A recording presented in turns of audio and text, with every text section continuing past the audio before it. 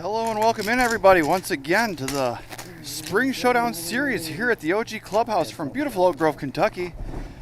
I am your host once again, Acme Poker. My friends call me Martin. Tonight we are bringing you the PLO Championship, the 4-card game. Got 9 April Fools sitting here in the main Oak Room. Floor. Playing the 4-card game.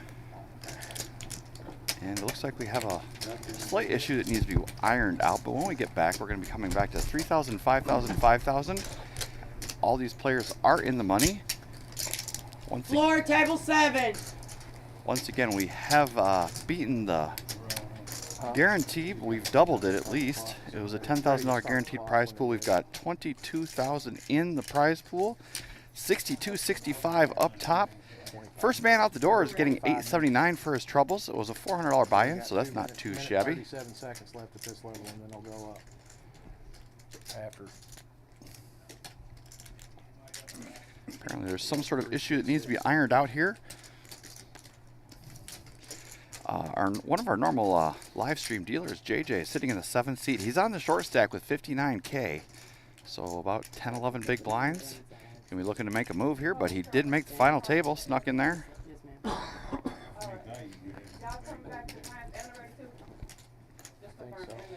Right next to him in the 6th seat is our chip leader, sitting with 499,000. That is Jason.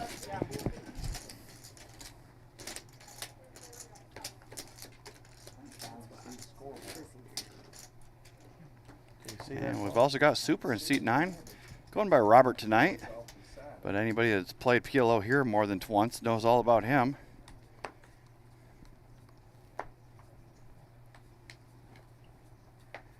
But I think we are ready to go.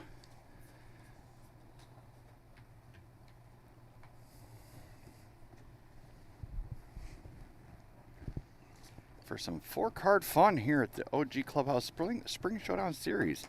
I know a lot of these guys circled this event in particular on their calendar.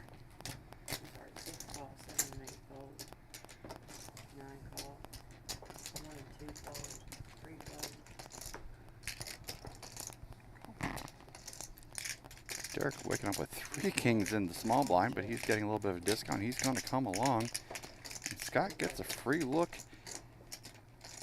in the big blind. Looks like Scott is going to be best. He flops the only ace. Quickly checks all the way around. Scott is still out in front, sitting with an ace. Also has a wheel draw here.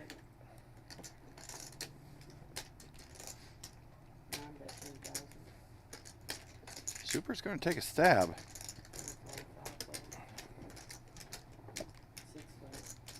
And he's going to get that one through. It didn't seem like anybody wanted the pot, and so he is more than willing to help himself to it. And first blood is drawn here on our PLO Championship final table. So we are continuing the trend of at least doubling our guaranteed prize pools for every single tournament throughout this series. This one came with a 10K guarantee. 22-110 is what they're all fighting for. We had a couple of people get some small cashes out before we got online tonight. I believe the top 11 got paid out of 67 entries.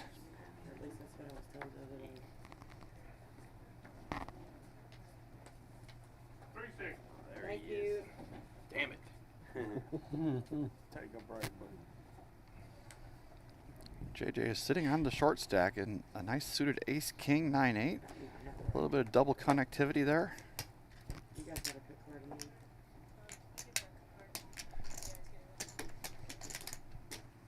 7 call, 8 1, 9 rings. So 19,000. 1 fold. 2 call, 3 and 4 fold. 5 fold. 6 fold.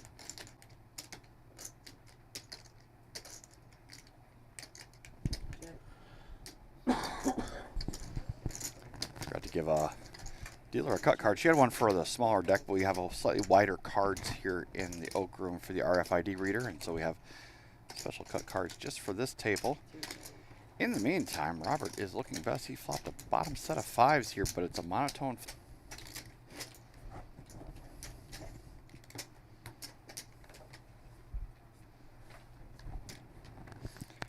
We are coming towards the end of our Spring Showdown series. Starting tomorrow, it is day 1 of the main event. Flight A kicks off at 3 o'clock. $600 buy-ins, 30-minute levels, 40K starting stack, but more importantly, $100,000 guaranteed prize pool. I don't know if we're going to double this one like we have every other one, but I would not be surprised if there is a big chunky number up top when it's all said and done. Robert's waking up with a couple of queens and a couple of rags.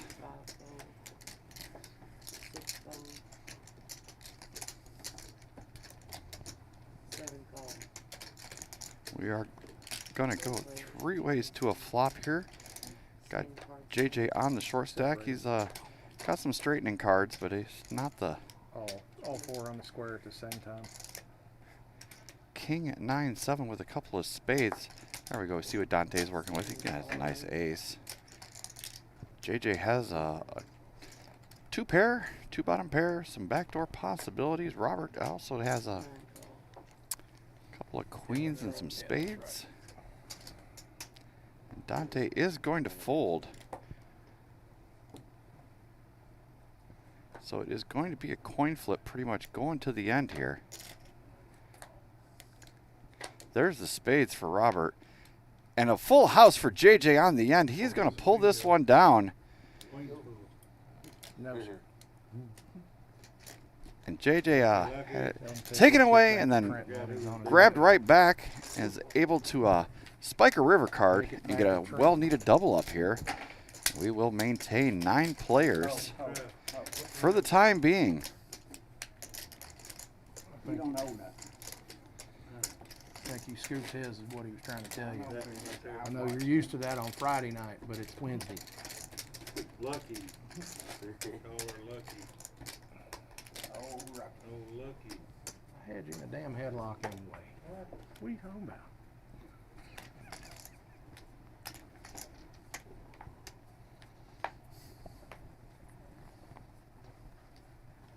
Should have been kicking cans back to the Duke.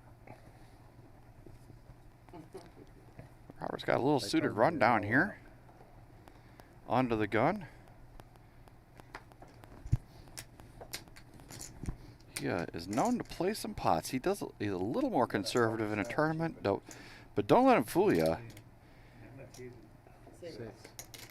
You got a couple more in there too. He likes to play some pots for sure. I will not be surprised if his VPIP is over 50% when it's all said and done. I mean, it's sitting at 100 right now, so it can't get any bigger. I got you. Jason's double suited queens. He's going to get in there as well. 6 fold. 7 fold. I'm liking that shit much. 8 check. 4 players. We're going to go 4 ways to a flop. It's anybody's race right now. After the flop, it looks like Jason is going to be best with his queens and his flush draw. 8 check. 9 check. 2 bet 15,000.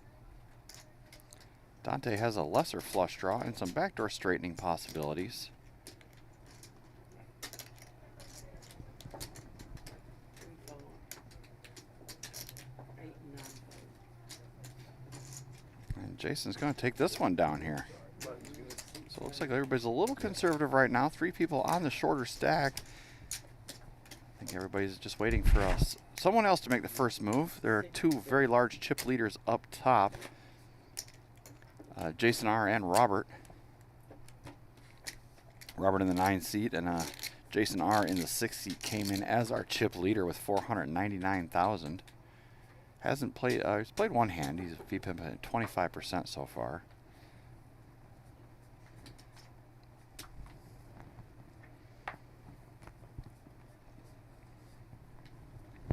For those of you that are used to watching our Hold'em streams, I am not an Omaha player. I never claimed to be. I'm not going to pretend like I am, so I'm probably going to be a little light on the analysis tonight because I don't know what I'm talking about. But I can tell you when somebody's got a flush, so that's what we're going to be doing.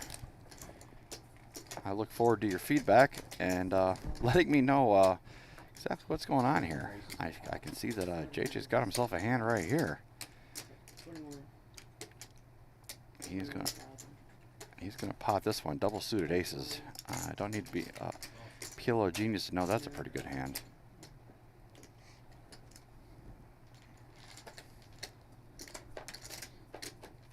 So we are going to go heads up to a flop between these two. Robert does flop a flush draw. JJ's aces are going to be best. Robert does have a pair of fives as well, so he's actually the equity favorite. 50,000. Yeah, 51.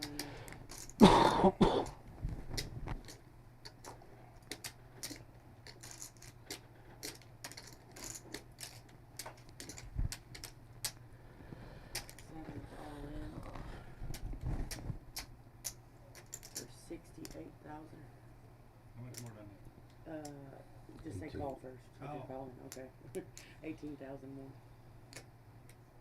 Good hand, man. It's about a coin flip here. Robert is a small equity favorite here. JJ needs to fade a diamond and all sorts of pairing cards. You can see what the outs are up top Get it over here. for Robert, even though he is the equity favorite. That one. Thank you. And Robert does spike the diamond on the end, so that's going to be that. Well, that ain't working for it. One down. Face game. Turn. JJ is going to find his way to the door, taking 879 for his troubles. Came in as the short stack, so really nothing to hang your head about. Good to see him on the table instead of in the box, but he will be back again, I'm sure. He really does enjoy the 4-card game, from what I understand.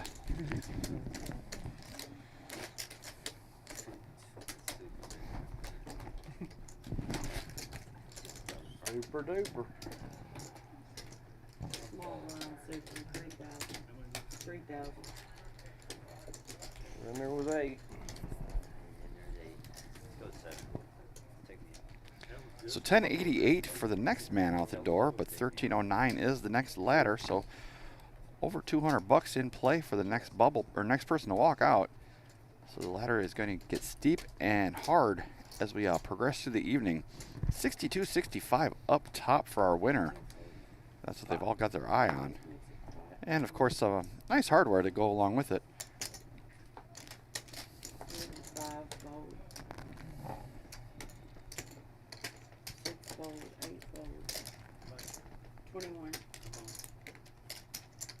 fold. 1 fold. Heads up. Why you flat it, Anybody Cooper? gonna play Should have that? raised me. Let's see if I can raise it now. Let's see. 249. Is that on you? Who's Dilly? He's Dilly? Somebody's not sitting in frame, or maybe my camera's out of that wide whack.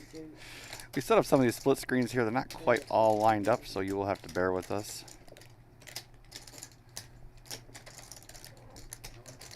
52. Deal. 52,000. 52. Can't break it, but I'll get in there.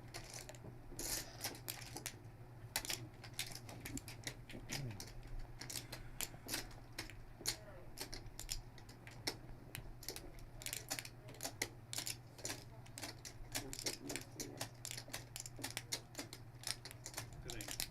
Thanks. 9 fold. Button move. Button move to 60. Try it again.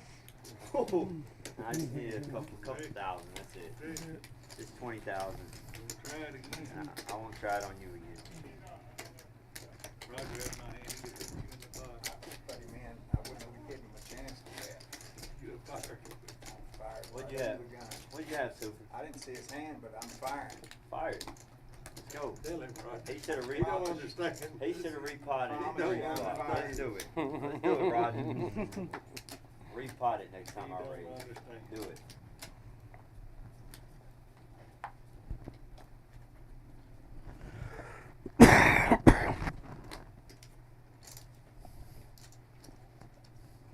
One more 1,000 on each side. 6.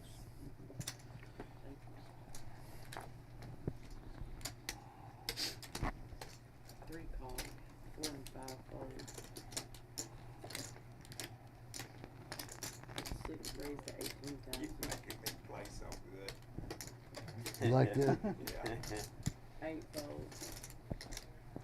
9 I don't fold. like you on my left. 1 fold. two shits about me for? I don't. I beat your hand tonight. Look at that. That's it? That's it. Winner just like that. All you gotta do is raise. Hmm.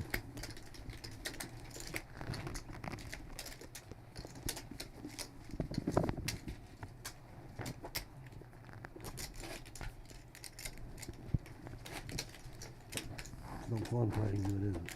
Huh? It's no fun to play good. Playing here. Playing good. He wouldn't know nothing I about like that. the cash. Roger ain't never done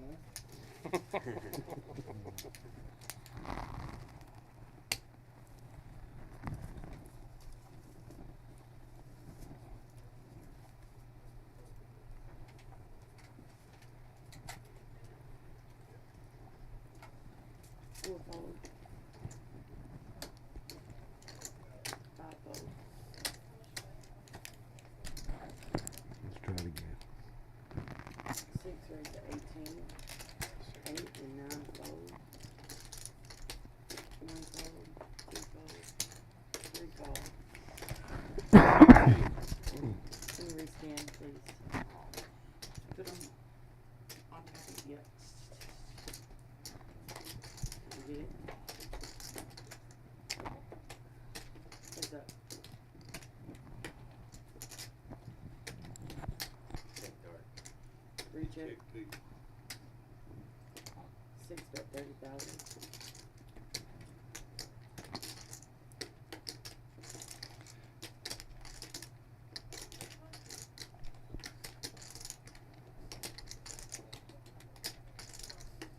What's it? 30,000. Three call. Check T. Recheck.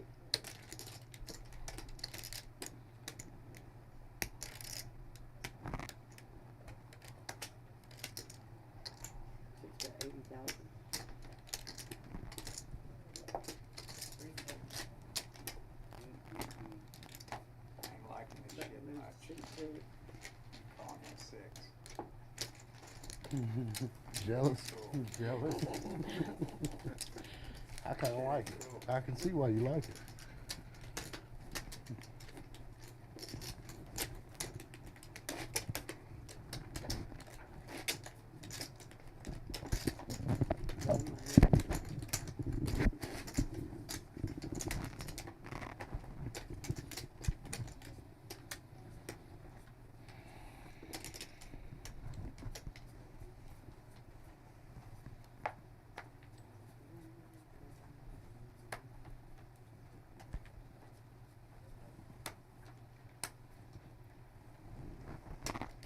Play. He is just going to limp, though. Recheck. Four Gonna players. go 4 ways this flop. Everybody's got a piece. 3. And Derek flops second set and the flush draw. He's pretty much got a hammerlock on this hand at this point. 2 check. 2 check. Quickly checks all the way around. And Dante spikes a 6, but Derek's got one of those as well. 12,000. Pot. He's going to pot it right here and now. No sense in messing around. 66,000. 4 bet 66,000. 9 fold. 2 and 3 fold. Everybody's going to fold to that aggression, and Derek will take down a nice pot after hitting the flop fairly well. 3.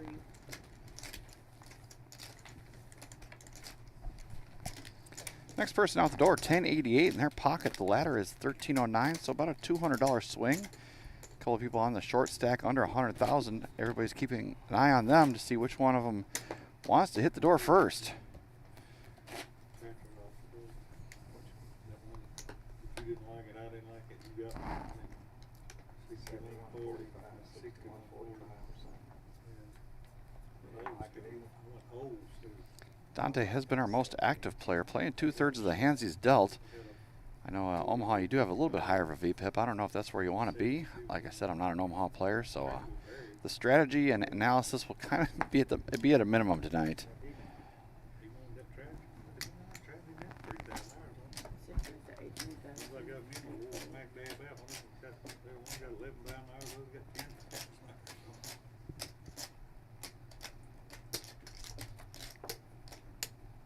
Super's got a suited ace and some middling cards. It's good enough for him. You know you got one from that. That's a keeper down there. Two of them. Went the bottom. All the way One to the bottom. falls to 18. Adam's got a much better hand for Omaha 8 than Omaha High, but he's going to play it. You didn't mean to make that a while. Four falls, Do what? 5 falls. Paint down there? Oh, I thought you had paint down there. Could you rescan, please? 3 players. It's just found them two. Queen, queen, 7 with a couple of spades. Nobody Seven has a queen. queen. Nobody has spades. Check. 6 check, 9 check. 1 check.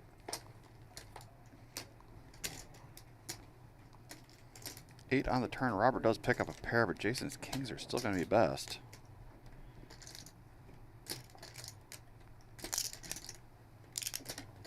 Nine fold.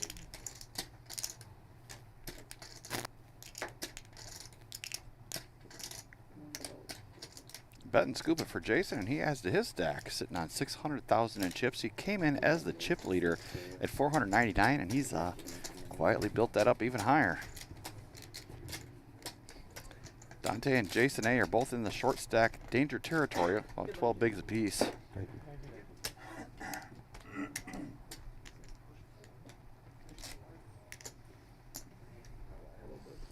Well, we got a dealer change to do, and I'll quickly let you know that tomorrow we are kicking off the main event. It's all been building up to this $100,000 guaranteed prize pool. Flight 1 is at 3, playing for sure. Come on down to the Oak Grove Clubhouse, OG Clubhouse in Oak Grove, excuse me, and get yourself a piece of that juicy sweet action. It is one not to be missed, that is for sure. But first things first, we do have to crown our 4-card champion among these 8 remaining competitors. One of these gentlemen will go home with over $6,000 and a pretty nice looking trophy.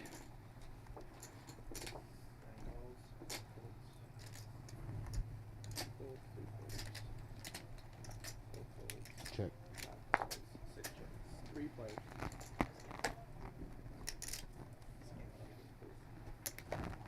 It's like Jason's having a hard time getting his cards to scan tonight.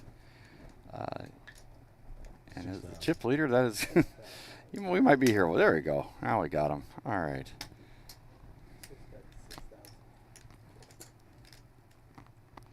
He's going to lead out for 6,000 with his 2-pair jacks and deuces.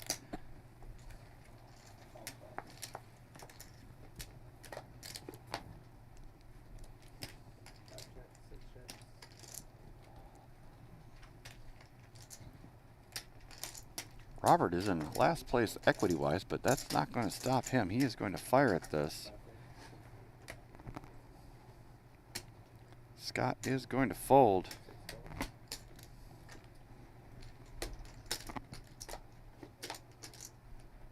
Last card is going to seal the deal for Robert as he makes a straight. He was open-ended on the turn. 9 checks straight for 9. That's the best hand. It goes check, check on the end here, and Jason says that is the best hand. His 3-pair is not going to cut it. And Robert gets within sniffing distance of the chip lead now. Both of these gentlemen over $500,000 in chips. Well out in front of 3rd place Scott. So it is their party. See if anybody wants to spoil it tonight. I don't really have a dark horse pick because I'm not familiar with these gentlemen. I don't know. The only one I know is Super, and he's not a horse. He's a wild card. Be a fool to bet against him. That I can tell you. We're just going to have to all find out together who's able to gather up all the chips and take home the trophy tonight when it's all said and done. I can catch 2 aces here in a minute. Play 1.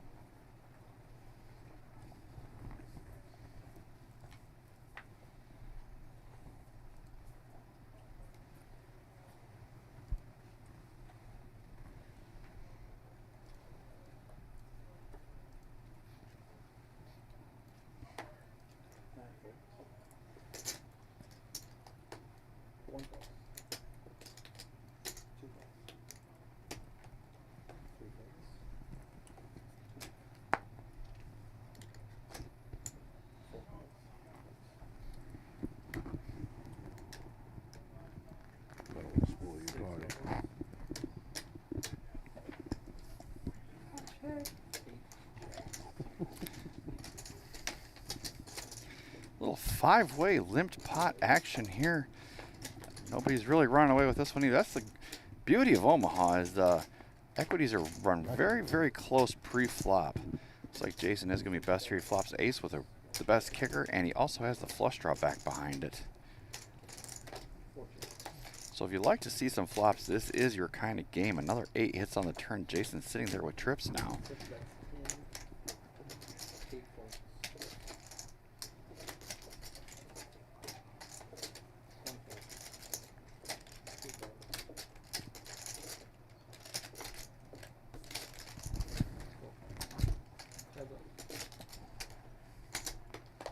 Looks like we're going 3 ways to this flop here, and Jason's 3 8s are going to hold.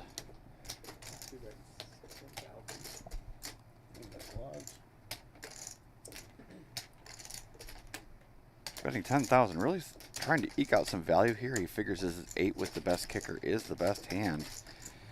But Jason refuses to pay him off even for 10,000 lousy chips.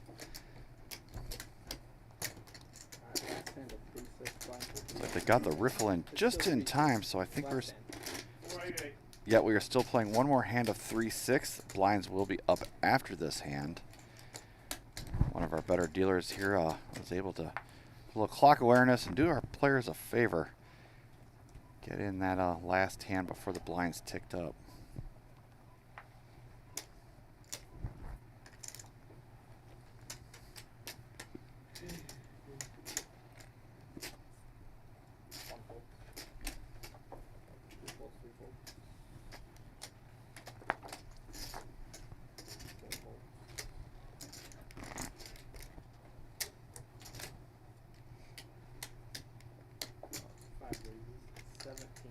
Scott's going to come in for a raise here. He's been one of our more quiet players at this final table, only VPipping at 16% and a pre-flop raise at 8%.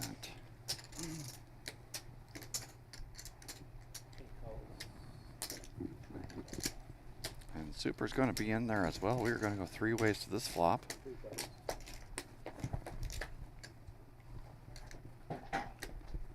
Seven, 3 deuce with a couple of spades. Looks like Roger has the only flush draw. And he has a pair of 3s as well. Scott has a pair of 7s. And Robert actually flopped bottom 2. He's going to lead out for 25K.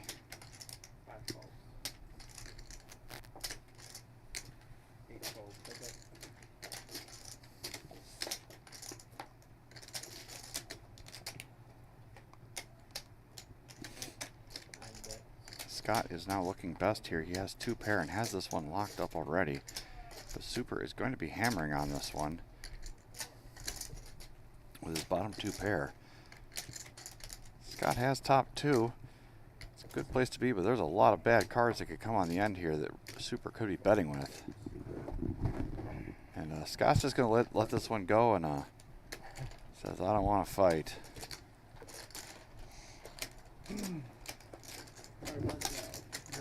Blinds are now going to be up to 4,000, 8,000. And that is going to put even more pressure on our shortest of short stacks. Dante being the shortest, sitting at 65,000. So that's going to put him at about 8 bigs. Yeah, right around 8 bigs and some change.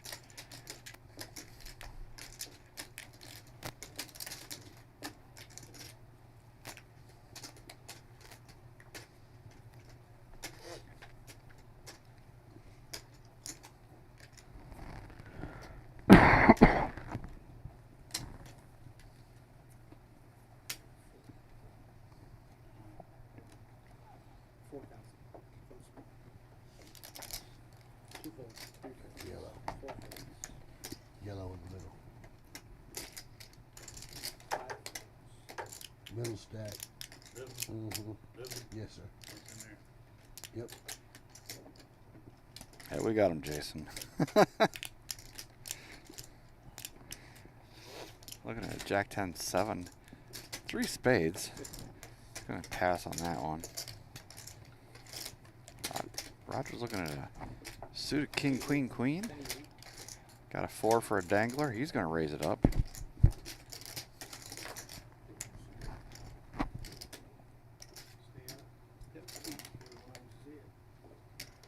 Adam's going to fold. He accidentally exposed his jack of hearts there.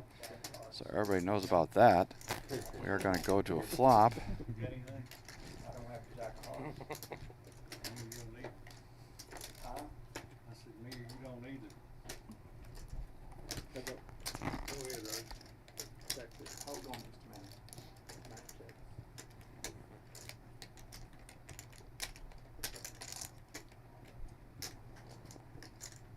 Sorry, I didn't realize it went. I thought both of them checked, but Roger is going to take a stab here with his queens. One of the outs for his Broadway went into the muck. I don't have the jack of hearts. I'm not shifting that.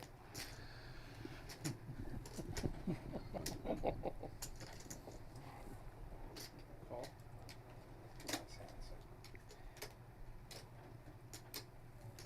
Super is coming along. He's got some clubs. He's got a wheel draw in there. Deuce would give him that. It's gonna go boom. Boom. 10 of hearts is a nothing burger for both players. Check. 60. No, you get 8 it. at 60. Nothing to play. Not much. Nothing much. Just about busted. Super sizing up Roger's stack, seeing if he can force him to fold, and I don't think he can at this point. Oh, Good hand. Pocket aces, huh? Huh? Yeah, pocket aces. Be a poker reader. Yes. See ya.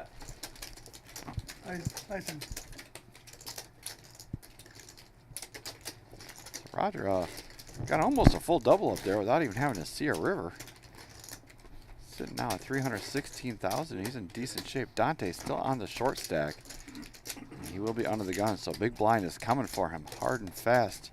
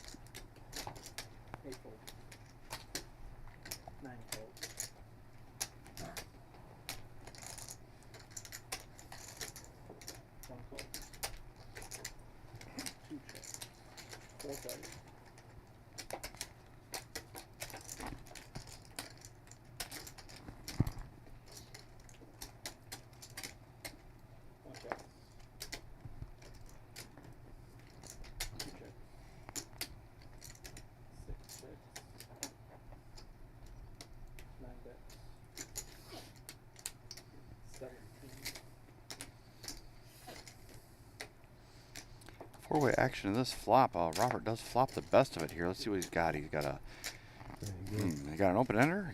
Was it club draw? All sorts of stuff cooking for him. He's going to take this one down. Draw any good?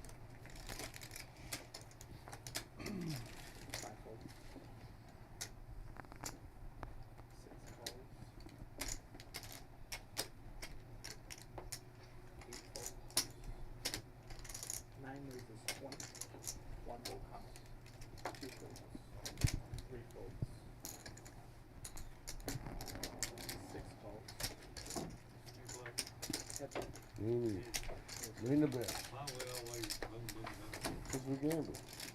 I don't know. We like to gamble. So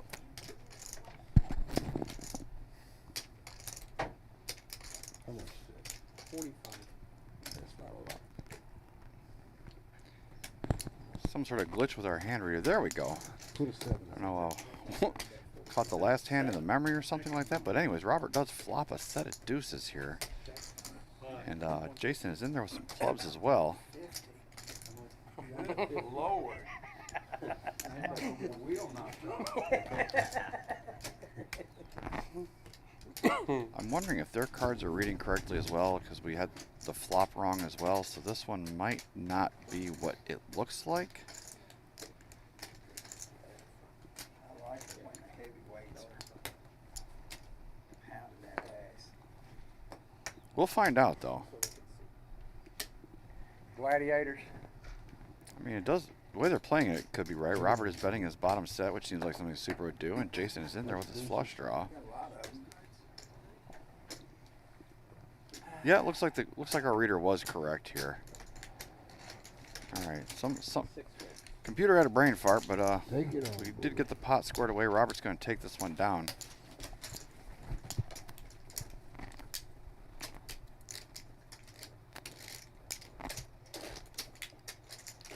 So when you win this tournament, Ho, ho, ho. how are you gonna play the main event Sunday when you're gonna be in church? I'm not gonna be here. Either. I don't Or wanna can be you here. sell it? Do what? Can you sell the seat? What made How am it? I gonna get a seat? If you win this, you No, get a you seat in the main tournament. Really? You do? No. Really? That's what they told me. Somebody No. did. No, you You don't don't? get a ticket. That was for that tournament out there. Good. That was for I other wasn't tournament. accepted. That's the sound like that we watched play two-handed for Fucking 5 hours. 25. Do want to welcome into the booth Pizza. He's coming in. He played in this tournament, but obviously didn't make the final table, so he decided to live vicariously. Howdy, partners. Welcome in, welcome in. I'm glad you're here because I don't know a whole heck of a lot about this game. Well, I have sad news to report. What's that? Neither do I. Ah, I try to comment on the players' outfits as much as possible when they're playing games. there we go. All the way over here. Yeah. I did put 2 bullets in this thing just for That's funsies. Yeah. Sounded better than YouTube for the afternoon. Me and you. So we're going to go heads up to this flop here.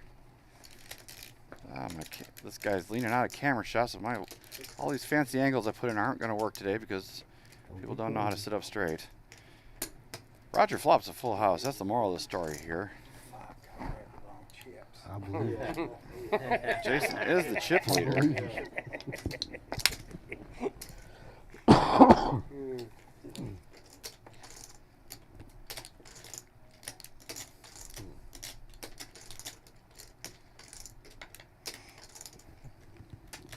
Jason is going to think about this. Is he going to peel with his Broadway draw? He is. He's drawing dead. Sure you got that? I believe Roger's been in his seat like all day. He was in that seat at my table at level 1. Was he really? Yeah, about 6 hours ago. What's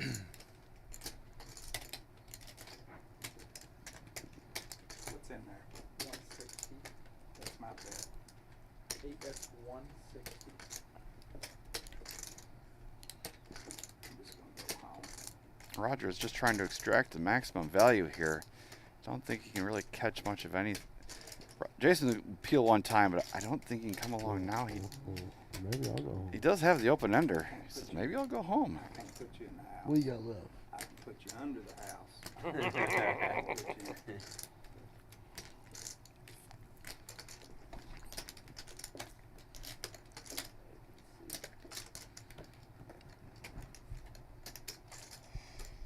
Make it straight. Roger is thinking about it, but he'd be drawing dead if that money goes in the middle. Can he talk about it as long as I don't talk about it? He said I can't talk. Just not about the hand. You guys can talk. What do you do for a living? play poker. Well, I could tell you for sure. At level 1 and 2, they didn't think this long in this spot. Yeah, no. I'll be able to I beat mean, you. $1,000 for the next man out the door. 1309 for 7th. Jason was one of the chip leaders going into this hand. Fuck, I don't like that statement at all. He's gonna wise up and fold. Chasing a straight draw on a paired board, and there's a flush draw out there too. It's I don't know a lot about Omaha, but I know that's not a good idea. Roger is gonna take this one down.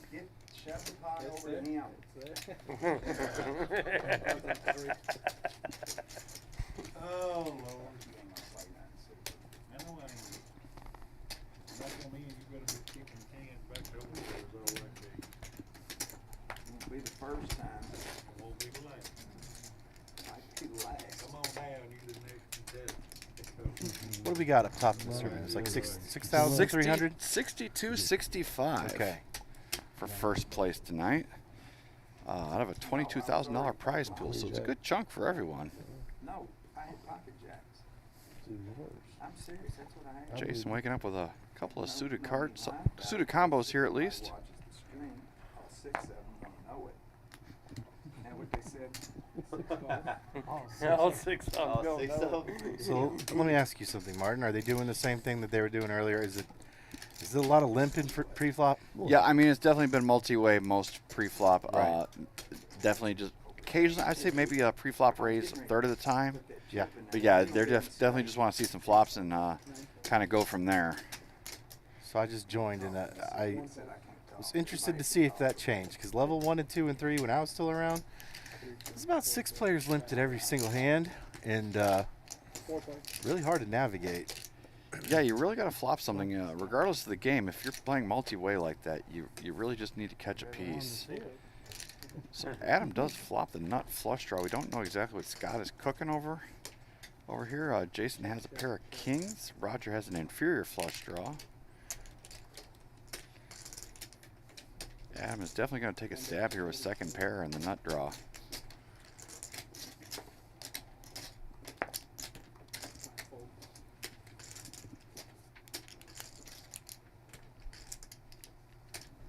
Jason does have top and bottom pair.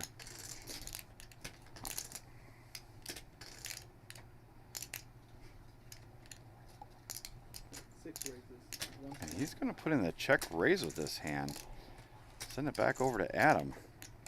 It's going to be all in for him to call.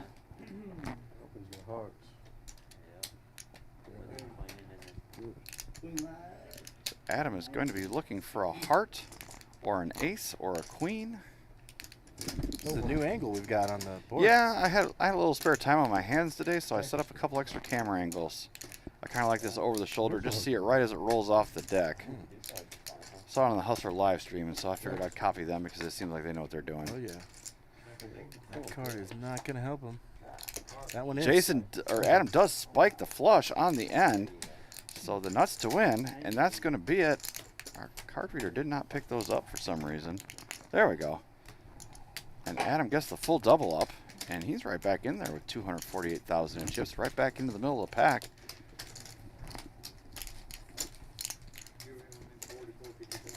Oh yeah, we've got some very short stacks. Okay. Yeah, Dante is he played a lot of hands early, and none of them really seemed to go his way. And now he's about 6 bigs. Okay. Yeah. So we do have some panicking stacks here. Yeah, for sure. 3 people under 20 and one of them under 7. It is.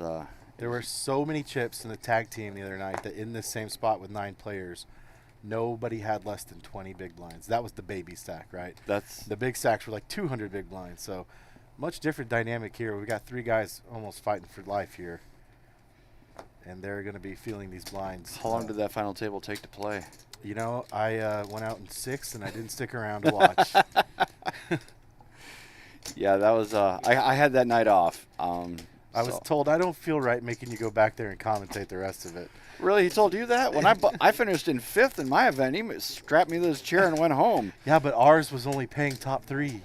So we Okay, weren't in the yeah. money yet. Yeah, So I think it hurt probably more than I had yours. $2,000 in my pocket. Right. He kind of made me sit down after that. I was feeling good. I was in a good mood. Yeah, sure, go home.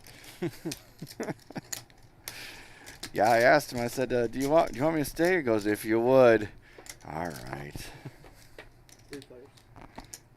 So we got two guys who don't play a lot of Omaha back here to host this Omaha final table for you. Nothing fine. I mean, all the guys that play Omaha are out there. We did have true. JJ bust in 9th, but he had no interest in hanging around. He was at my table earlier too. Yeah. What did that was in the money though, right? This paid Yeah. top 12.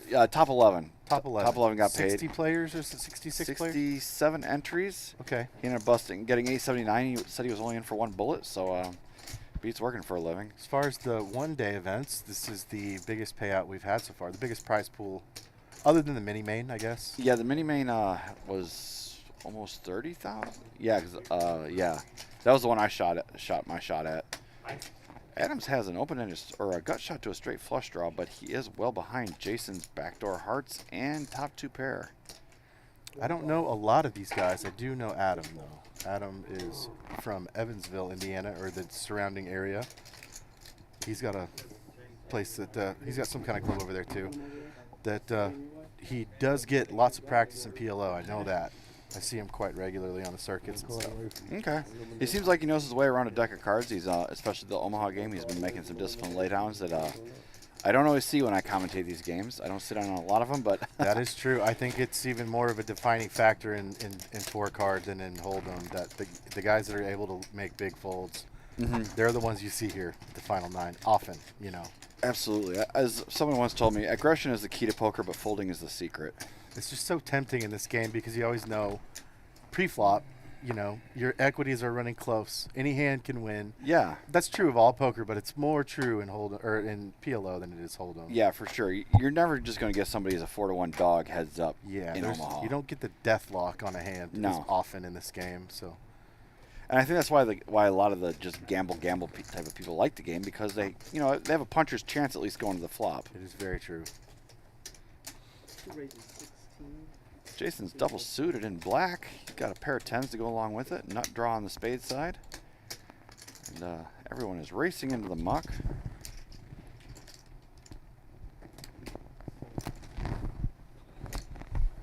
Let's see, what is our next pay jump? We're about it's a couple $100 per pay jump right now. Yeah, 220 or so. Okay. We are going to go 3 ways this flop here. Jack, Jack, King, Rainbow. We don't know what Jason is cooking, but Good chance that he's got more of that than the other guys. yeah. I mean, Jason A has a gutter here, and Robert has a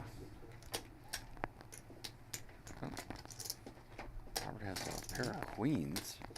And it's actually now the huge equity favorite, but he doesn't seem to like it. I mean, yeah, with those queens, about the only hand you're beating is what Jason has got. So a little aggression is going to take that one down. No surprise that Super is leading the VPIP chart at 70%.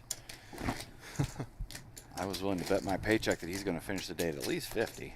I rewatched the tag team stream and my VPIP was 3%. And I had people texting me, "Who are you? What is this? What am Right? I looking at? That has to be wrong." And no, it just sometimes you just go so card dead. It is incorrect to play a hand for 3 hours. That's not normally your style. It Normally is you're, not You're kind my of just put a boot on their neck and wait for them to try to get up. Yeah. Add a couple zeros to that. Yeah, That's my normal VPIP, and it for was sure. shocking stat to see. Now, is that VPIP just yours, or was it for the whole team? Team. It was a Team. team. Yeah, Okay. team. And I don't know how it's configured. Does it recalculate every hour or every 2 hours? I think It did fluctuate, so. I don't know. But at one point it was 0, and that was hilarious to me. That's amazing. I don't think you could do that in PLO. I think that you need to be playing more than 0% of your hands. Probably, yeah. We had a guy last night on the final table, and he was 0 for a good 45 minutes, and he actually ended up getting 3rd in the tournament. He just was card dead. We were kind of giving him a hard time, but he definitely was. It wasn't because he was tight. It was just, he can't play Jack 3 for a raise. It's true. So Dante raised it up with his ace, queen, queen, 5. Roger's going to put him to the test, put them all in here. He will be happy to be all in here. There's a ace and a king for Roger, and I think that will do it. And Dante is going to be eliminated in 8th place, 1088 for his troubles. came in as a short stack, tried to make a few moves early, just never went his way. But nothing to be ashamed of there. And $1,000 off a $400 bullet. Not too shabby for a Thursday evening going into Friday morning now.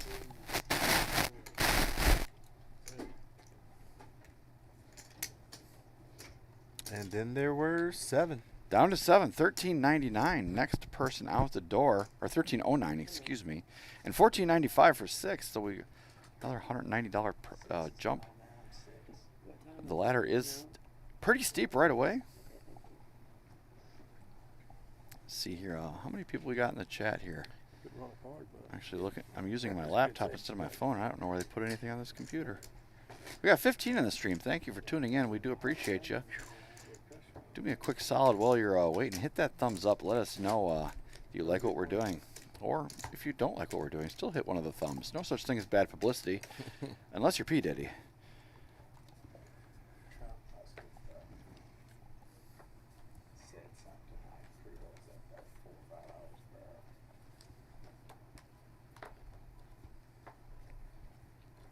You know, I watched the PLO cash game a few times, and that's just crazy fireworks. But these guys are playing a little more conservatively than they do in the cash streets. And it looks like we will be going to break after this hand, a 10-minute quick break.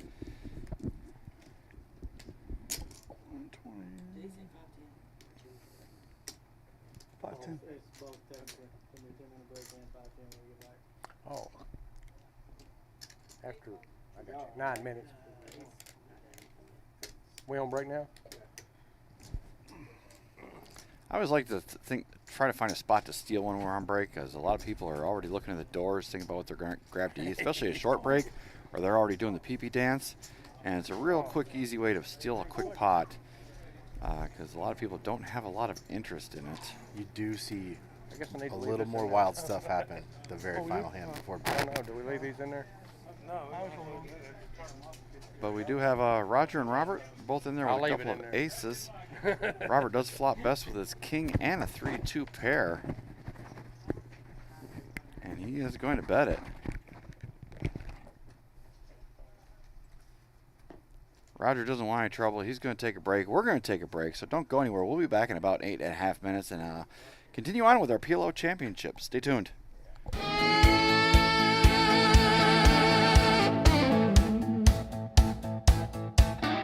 Welcome to the OG Clubhouse, Oak Grove, KY. The wind will bout.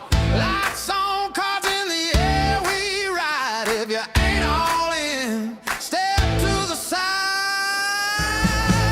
From the small town streets to the worldwide screen, we're the ones living out these live stream dreams. Welcome to the OG, welcome to the flame. This ain't just a stream.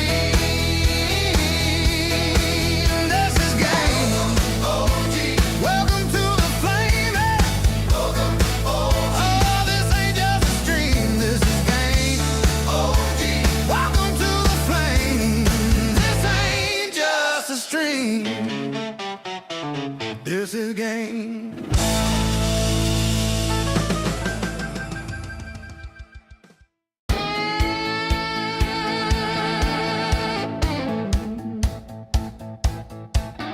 Welcome to the OG Clubhouse, Oak Grove, KY. The wind will bout. Lights on, cards in the air, we ride. If you ain't all in, step to the side. From the small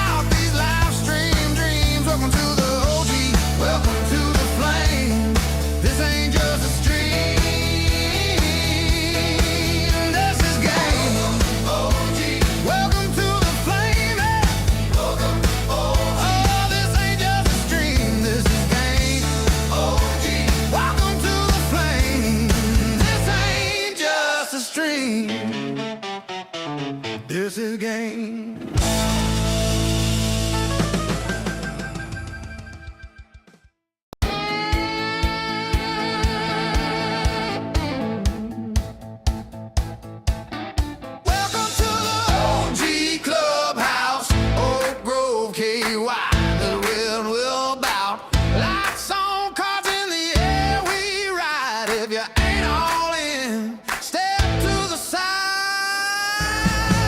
From the small town streets to the worldwide screen, we're the ones living out these live stream dreams. Welcome to the OG, welcome to the flame. This ain't just a stream, this is game. OG, welcome to the flame. Welcome, oh, this ain't just a stream, this is game. OG, welcome to the flame. This ain't just a stream, this is game.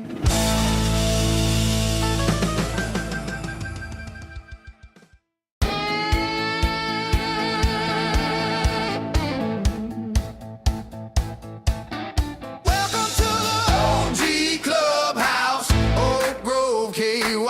The wind will bout. Lights on, cards in the air, we ride. If you ain't all in, step to the side. From the small town streets to the worldwide screen, we're the ones living out these live stream dreams. Welcome to the OG, welcome to the flame. This ain't just a stream, this is game.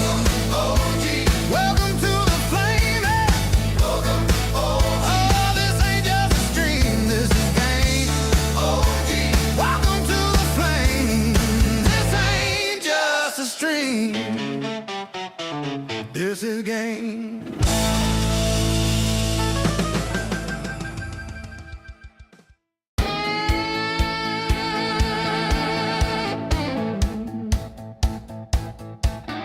Welcome to the OG Clubhouse, Oak Grove, KY. The wind will bout. Lights on, cards in the air, we ride. If you ain't all in, step to the side. From the small town streets to the worldwide screen, we're the ones living out these live stream dreams. Welcome to the OG, welcome to the flame. This ain't just a stream, this is game. OG, welcome to the flame. Welcome, oh, this ain't just a stream, this is game. OG, welcome to the flame. This ain't just a stream, this is game.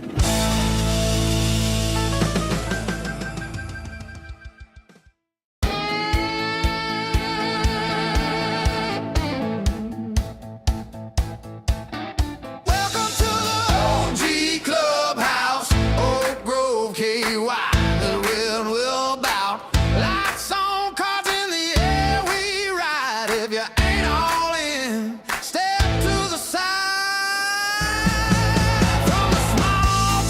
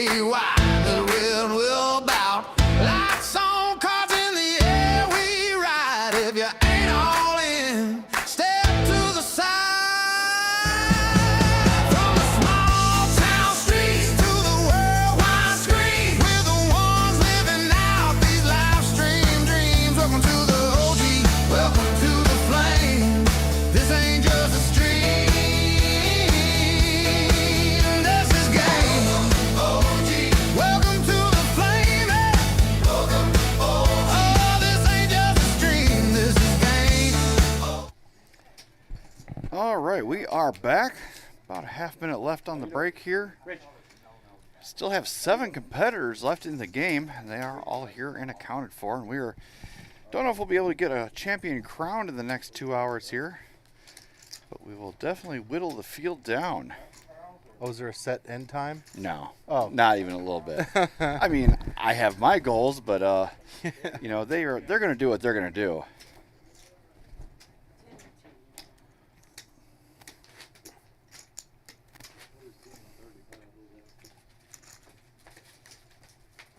Would be the pot opening up. If he decided to open, the pot would be 35. That would be an interesting tournament format. You just play for 8 hours, let the blinds go up like normal, and then when it's over with, call it a day. Whoever's the chip leader, they're the winner. That would be cool.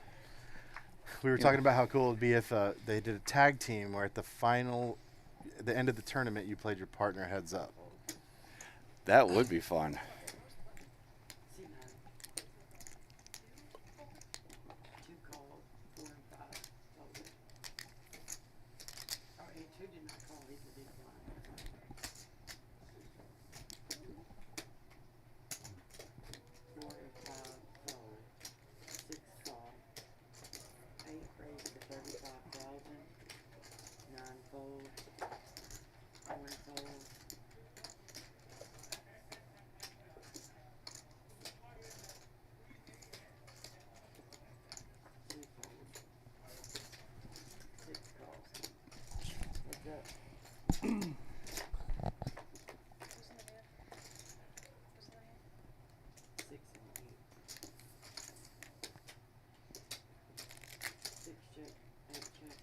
Like our table didn't quite grab the player's card, so we're kind of playing a mystery pot, and not a lot of, doesn't seem like they're really competing all that hard for it, so Roger's going to take a quick stab at this. You're right, I'm sorry.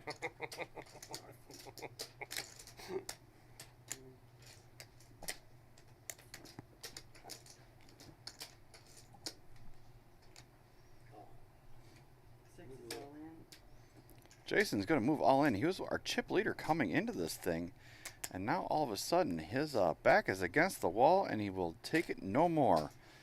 And this is for a good majority of Roger's stack as well. Again, we don't know what either player has.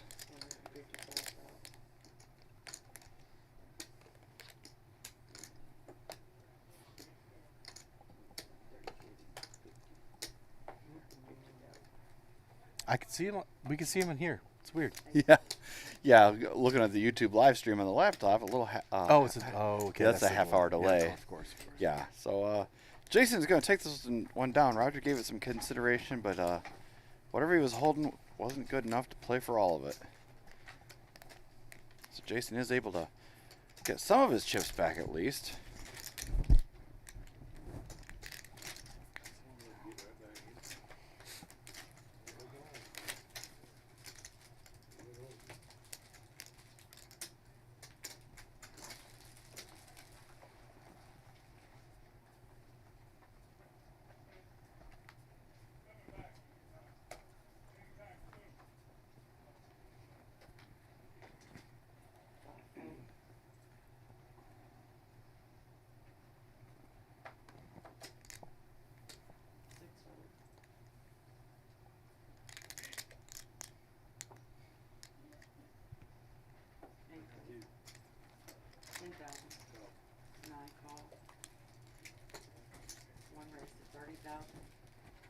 Adam's going to put a little pressure on with his suited king. Super's in there with a much better Omaha 8 hand. Derek's got a suited couple of jacks here.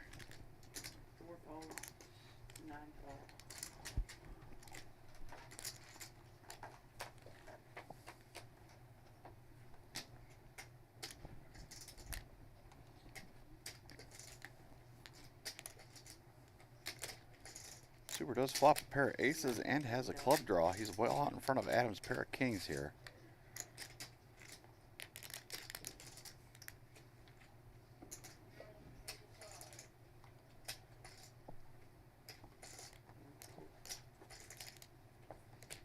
Robert will take this one down.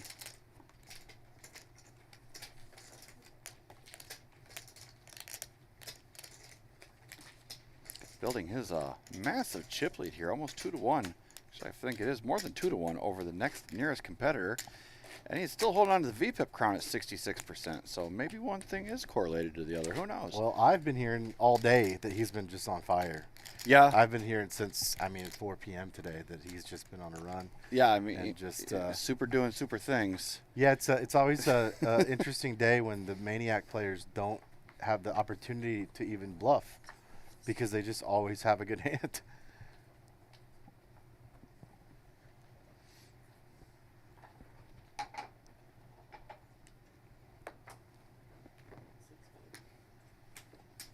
See, we've still got 17 of you hanging out in the live stream. Got a couple of April Fools in here playing the 4-card game. I say that with love, of course. It's just a wild and crazy animal. You got to be a little nuts to play it, in my opinion. They're all fighting for this championship and $6,200 up top, and some get their name carved in OG Clubhouse history. A couple of mystery hands. The card reader always has a little bit of trouble with the Omaha because there are 4 cards to be scanned. They do have to be scanned all at once. Yeah, the squares are the perfect size for 2 cards side by side. Mm-hmm. 5 and 9, could you please rescan?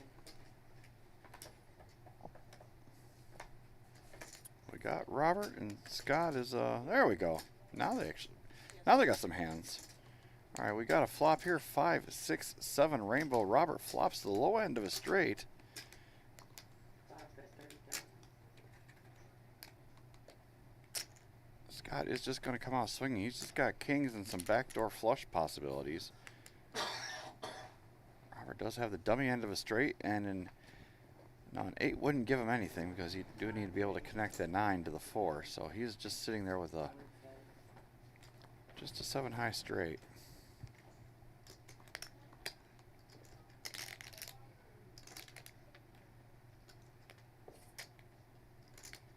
I don't think Scott can really continue at this point. No, he's going to toss this one away. He took a stab, and that's going to be that. And you are right. Super is just feels good to run good, my friend.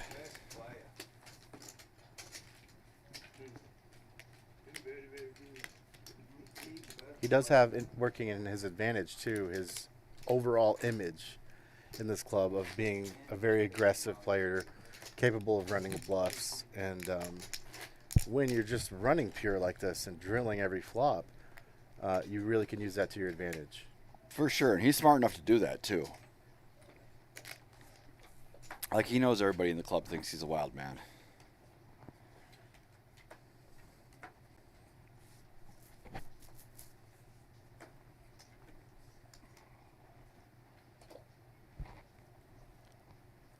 Roger's got an ace 7-7 deuce, all different suits. I don't think this is a playable hand, especially from early position. One call, 4 fold, 5 fold. 6 check. Ooh.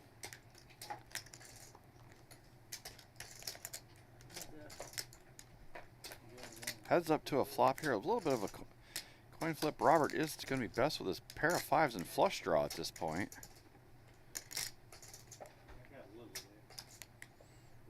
Jason really doesn't have much of anything cooking here.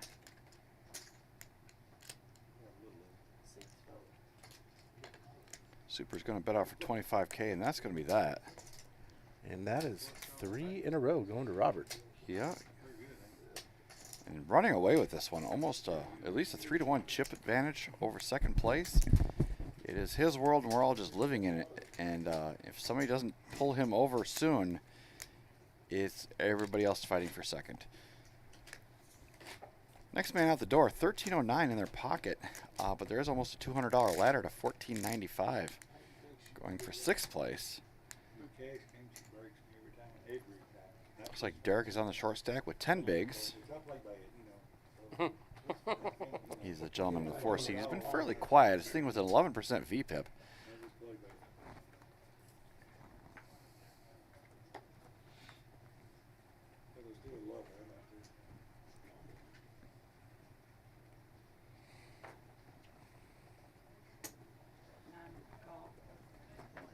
Ace 10, 10, 9 rainbow, good enough for him. 5 fold, Somebody was gonna 6 call, Skull on this. 8 check. say, he missed. We're going to go 3 ways to this flop.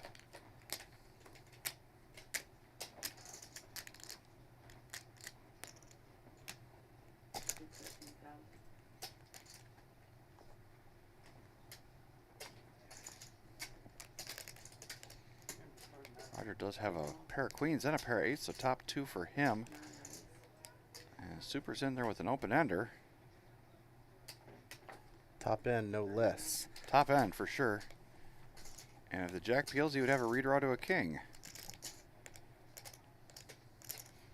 Jason doesn't have much of anything cooking here, but he's going to stick in the small call. He does have a 5 to the gutter on a dummy end.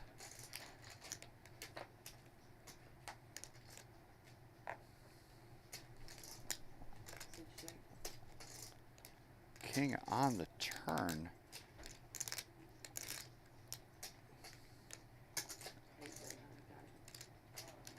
Roger now has top 3 pair.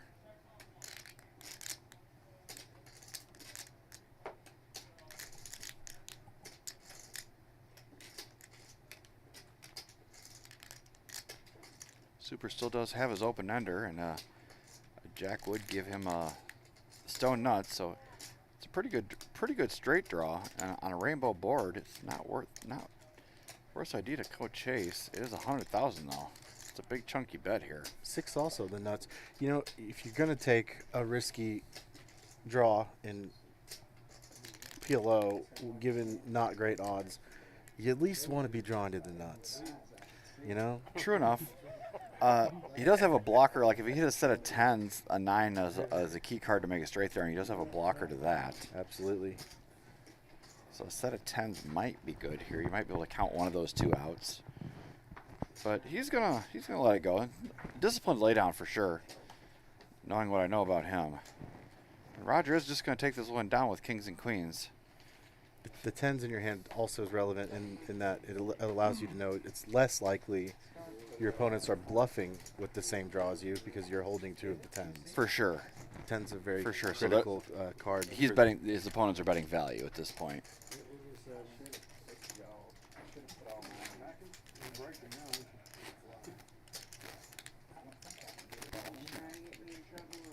You was looking the other way. I can do whatever I want to. You was looking. This is the warm-up. Tomorrow kicks off our main event.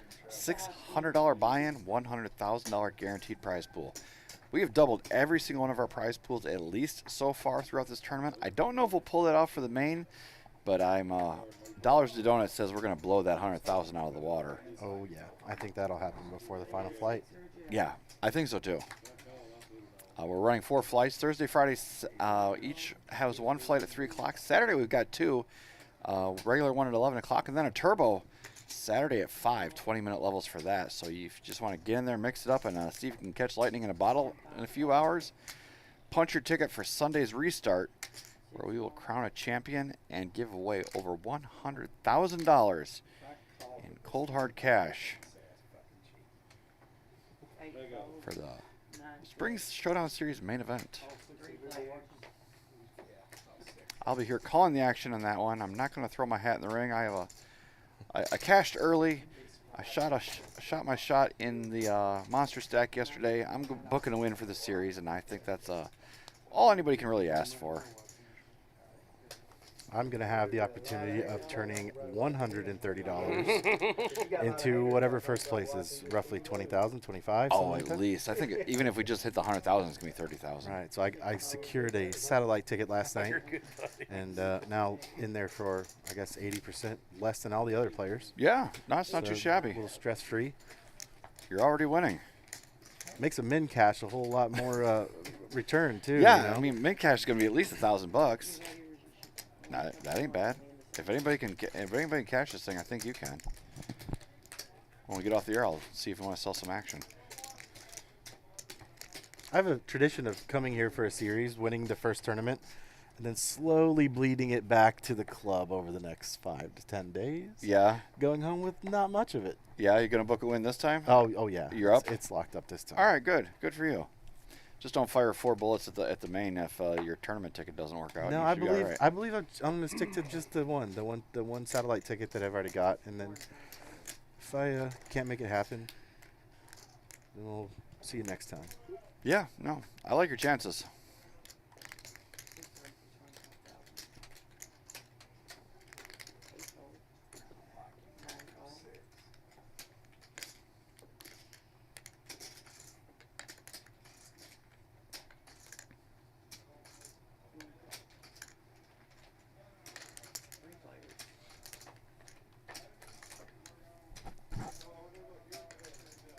Three ways to a flop. Looks like Jason is going to be best with his kings. Nobody has the ace.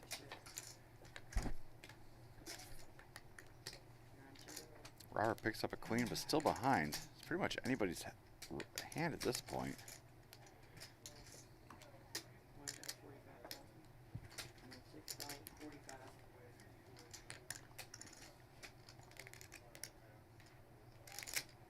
Robert is the equitable favorite.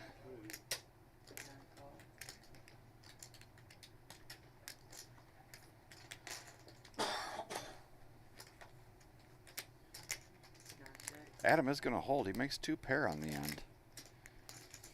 This is club draw. I think he's happy just to roll his cards over, and I'd be a little surprised to see he's going to take this one down. Super's looking, but he can't find a second pair. That will be that.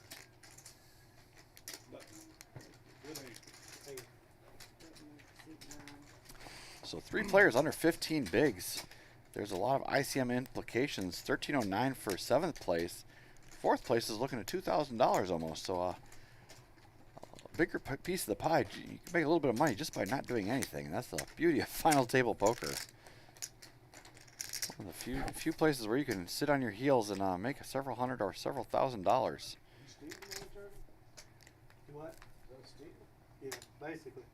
I thought I was going to bluff the river, but that card saved me. I was like, well, I ain't got to bluff now.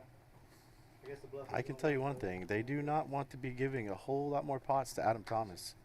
No? He is he's very experienced at final tables. He's got a lot of wins in this particular variant of poker. I knew that wasn't coming. I used up my one time already.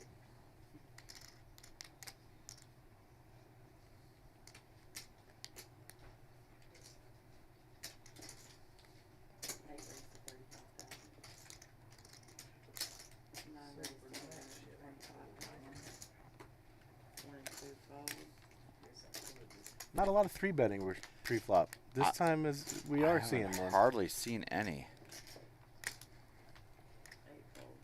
Oh, Roger's going to let this one go. Robert's going to take that one down. And you know, the thing is, it works even better when there's only 6 players left in a tournament.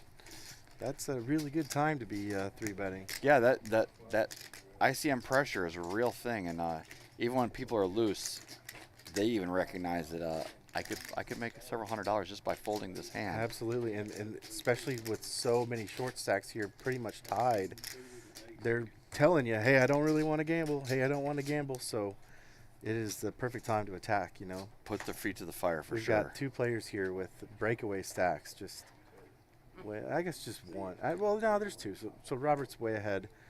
He's got all the power in the world just to really put the hammer down on these guys. If Adam or even Jason or Roger, any one of those 3 could hoover up a couple of these short stacks, though, they're right back in it. Oh, absolutely. So it's just a matter of where the short stacks get consolidated to fight against Robert. It is something I see quite a bit in tournament play, though. It's like the guys that are very feisty and aggressive early, they suddenly shut down when they get the big stack at the final table, when you need to be feisty, when you're supposed to be acting crazy, playing very aggressive. It's when they start shutting it down and deciding to lock up their stacks, and that's really not what you want to do.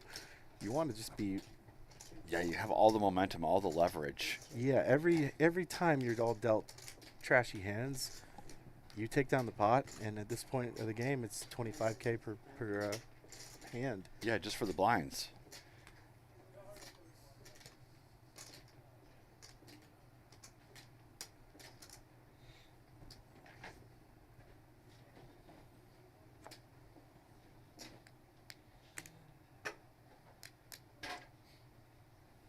set for Adam. And he bet full pot, didn't he? Yeah. Yeah, he sure did. Nobody really else has much of a piece of this. But Jason has a short stack and top pair and some backdoor hopes. He is going to grip it and rip it and hope he can find lightning in a bottle. Yeah, I think working with 7 big blinds, this is the move. Yeah. You know, he, of course, isn't going to love that he's up against a set here, but that is enough of a wrap to get it in. And yeah, he's way behind here. He needs some help. His only clean out right now is a 7. There might be some backdoor possibilities. You too.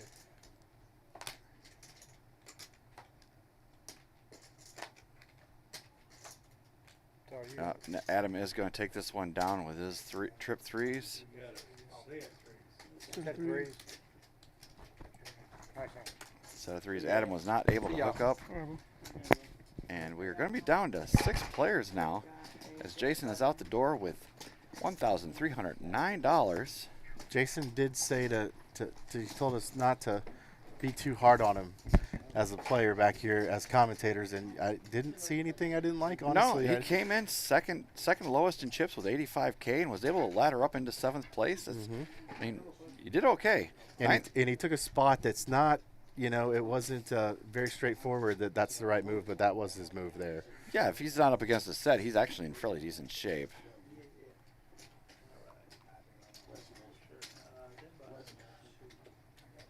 So we are down to 6, $14.95 for the next man outdoor, and another $200 ladder, $17.18 for 5th. And how are we looking at stacks here? We've got Derek is the short stack, sitting on 8 bigs. Scott has 12. Everyone else is over 20. 4 of the 6 working with 20 bigs or less. Plenty of time for them to find some spots. Jason's sitting on 20 bigs and has a suited ace, jack, and a little dangler in there just for fun. Oops, I got the camera on the wrong guy. There we go. There's Jason.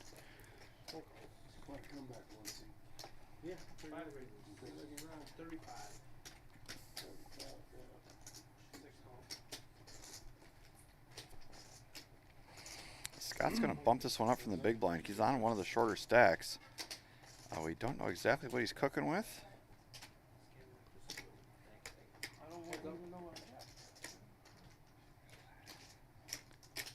Looks like it's just going to be a mystery for us tonight. 10-4 deuce. Jason does still have the overpair and it's a fairly disconnected board. Scott is going to fire at it.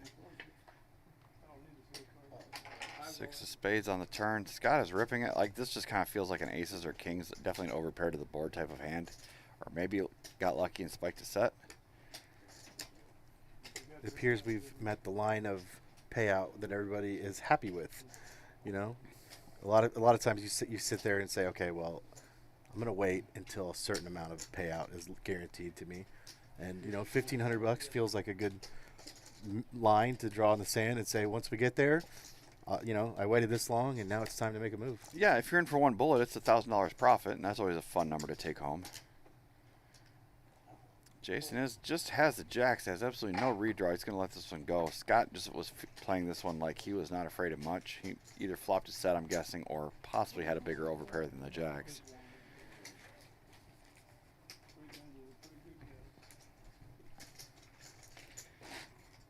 Jason in the 6th seat came into this final table as our chip leader with a hair under $500,000. It has not gone his way, and he's currently sitting on 11 bigs and our short stack, or second to shortest stack. Say that fast 5 times. Yeah, if you think being card dead and hold'em is frustrating, try PLO, where you've got so many more chances to have equity and you can't find it. It's way more, just makes you want to pull your hair out.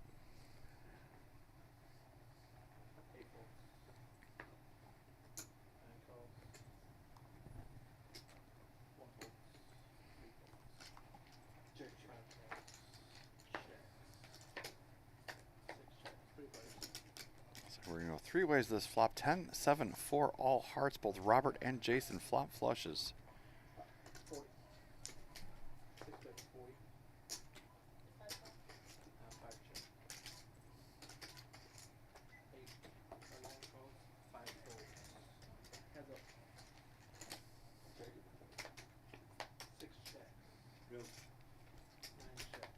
7 pairs, that's irrelevant though. Robert does have the hammer lock on this one.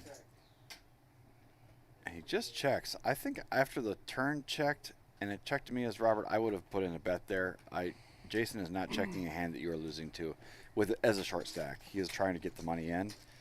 Absolutely. And I would have fired at it. It's called capping your range. Yeah, for sure. On the turn. There's only so many hands you could have now when you check the turn and then the river.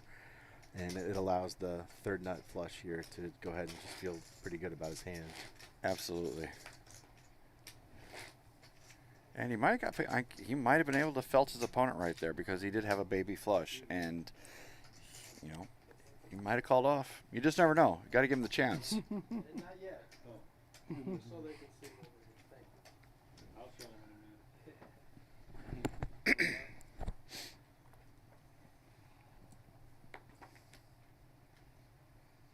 All right, 12 to play.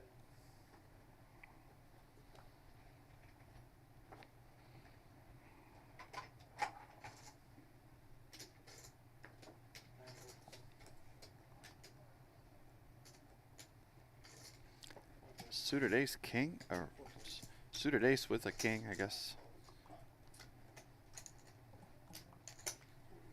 Now we're really seeing the ranges tighten up. Sorry, 48, 48, 48. 40. What's that? 40. 40. Seeing players open fold the same hands that they were ripping at level 2. Absolutely. At level 3, it was good enough to go all in with, but when there's 6 players left or 5 left in a tourney, they're just folding it. Jason bets pot. He's saying this is the hand I'm ready to ride with.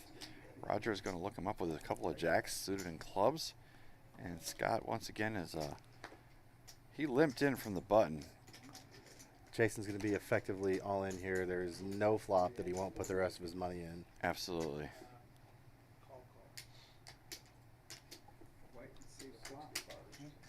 No, that doesn't count in the pot. Pre-flop. No, What not is it? pre-flop. That's 48. Yeah, this one's not spot. Actually, spot as well. Yeah, that's just the big blind hand. It doesn't count pre-flop. Or not. He lied to us. He lied to us. 3 players. So we are going 3 ways this flop. Ace, queen, 6, all diamonds. Jason does flop a queen. We don't know what Scott is cooking. It's going to check all the way around. And Jason makes Broadway. So as long as Scott's not in there with a diamond draw, Jason's going to get a triple up.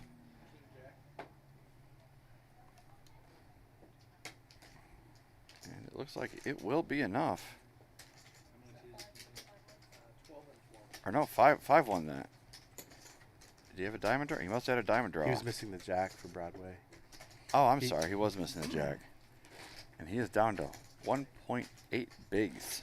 Well, I was wrong. I thought there would be no chance of him folding, but I guess. Well, nobody bet. Yeah. They let him hang around. So he does have a couple of hands here to find a spot to put in his, last 1.8 big blinds. Interesting note, ICM-wise, the most relaxed player in the room right now should be that man on screen there, Adam Thomas. Being in second place, he really doesn't have much incentive to be leading the action, taking risks. He's going to be hunting these small stacks, of course, but he's in a great spot to make a very good handful of thousands of dollars here by doing not much. And it's actually correct to kind of sit more on the sidelines when you've got a second place stack like that. Interesting. Because basically the theory boils down to we've got a designated sheriff in town, and it's not him. Right. It's Robert. And we know that he's very capable of leading the action and mixing it up and putting some of these small stacks at risk, which is very valuable to all the other players. So if you study ICM, Adam's in a position to just kind of sit back and relax and enjoy the ride right now. Pick his spots when they come at. He has position on the chip leader. He's got time is what he's got. So Yeah. he could play great hands and only great hands if he wants to. These other guys don't have that luxury. And he's got, the alpha at the tables, the alpha stack anyways, is going to be leading the action here and making sure that the action doesn't just freeze. So Roger is in the best shape here with a pair of 8s. Now we got an all in, and Jason is going to be eliminated here as Roger makes a straight there on the end. So Jason came in as our chip leader, going out in 6th place, $14.95 for his efforts. Just couldn't get any traction, had a few hands go wrong against him early, and that was that. I'm sure he wanted a better showing than that, but that's poker. We are down to 5.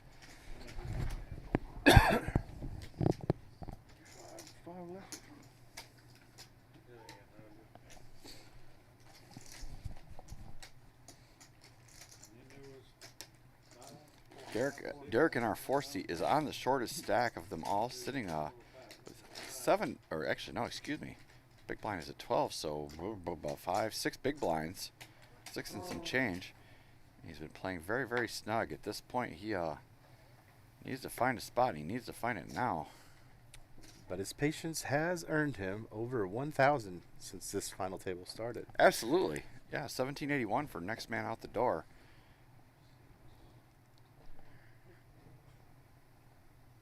He came in as one of the shorter stacks, 143 to start the final table is what he had. When you've got the smallest stack at the table at the end of a tournament, strategically speaking, you kind of have what's a license to gamble. You have the okay to start making moves, and it's not only acceptable to start going all in a lot. It's necessary. It is absolute. It's mandatory, really. Yeah, you find an ace, go. Pocket pair, go. I'm making it about me for a moment here. I'm kicking myself because yesterday in the monster stack, I misplayed a hand in a blind versus blind situation. I had 8 bigs left. Folds around to me in the small blind. I looked down at ace 6 offsuit, and I just min raise it. I should have jammed that. I knew as soon as I did it, I knew I should have min raised. Flop comes 5, 4, 3 all spades. I have a 6 of hearts and an ace of diamonds. I jam with my open and straight draw, and the dude had 10, 7 of spades, which he would not have called if I just open jammed. Absolutely. And finished in 19th, top 13 got paid, and lesson learned. It's a multifaceted phenomenon when you go all in, because the bigger sizing is one thing, and that is more incentive for them to fold. But there's also the fact that you've got to immediately show your hand if you go all in. In a tournament, as soon as you're all in, both hands are shown. So people are way more reluctant to do something stupid when they know the whole table is going to see it right as soon as they do it. Yeah. I'm still learning tournament strategy here. We've got a 4-way action here. Kind of hard to keep the camera going around them all, so I'm just going to give it a wide shot. Looks like Derek in the 4 seat is going to be all in here against Super. It's about a coin flip at this point.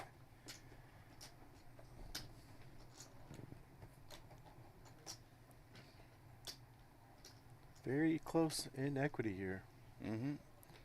Derek does have the nut diamond draw, some other backdoor possibilities. 7 is not going to help. And 7's going to kill him that here. is going to do it. Super gets another one, knocking on the door of $1 million in chips. And just like that, Derek is out the door, but he was able to hang on, ladder up quite a few spots. 17-18 for his efforts, and not too bad of a showing considering he came in as one of the shorter stacks. But the chips are consolidating. Our shortest stack now is Scott with 322,000 in chips. And that's going to be over 20 bigs. So it might be a little while before we see another elimination.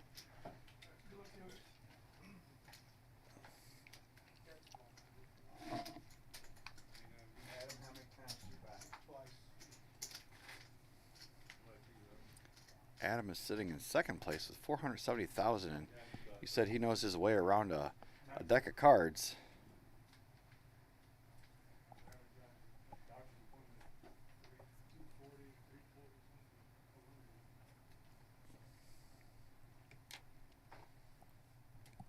And of the 4 players that are remaining, Adam came in as the shortest stack with 154,000, so he's had a very productive final table, picking his spots and able to capitalize on them. Robert is picking up a really nice hand. I don't know much about Omaha, but I would probably 3-bet that in his position, and he agrees with me.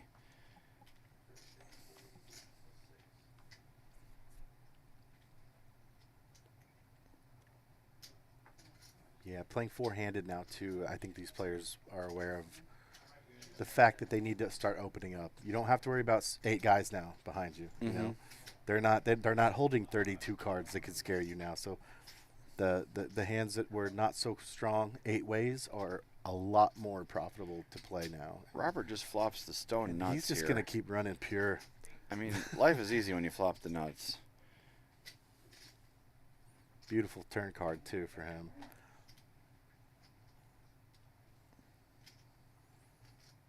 Just cinch after cinch for him. And Roger made an underboat with 9s full of queens. And he laid it down? Very quickly too. That was Wow. a very disciplined fold. Wow. These guys are better than I am, I can tell you that.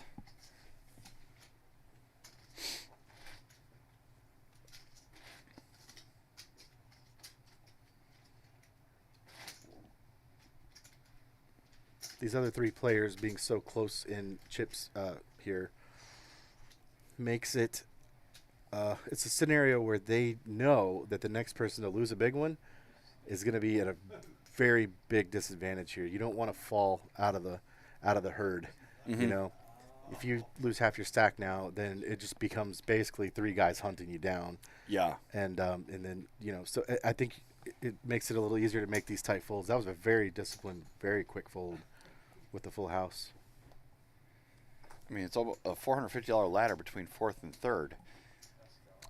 But I do know, with my limited experience with PLO, that one of the most troublesome hands you could have in this game is the wrong full house. Yeah, the underboat. Yes.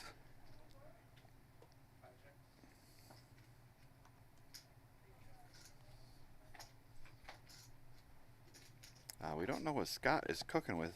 We don't see any spades as it sits right now. Roger is sitting there with a 6-high straight. We know he's got that.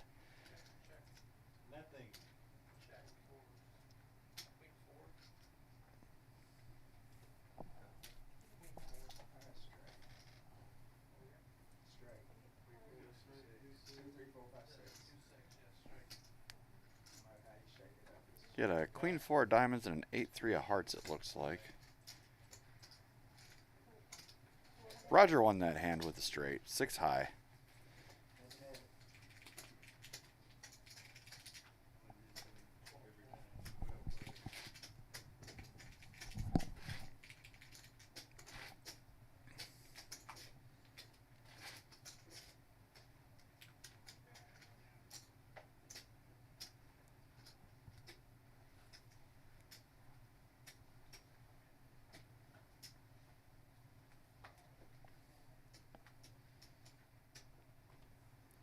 Adam's going to be first to act. A little bit of a 3-card rundown at least, and a dangler. I probably think he's going to throw that back into the muck. He's in no need to get out of line with something like that. Scott's got a really nice Omaha 8 hand.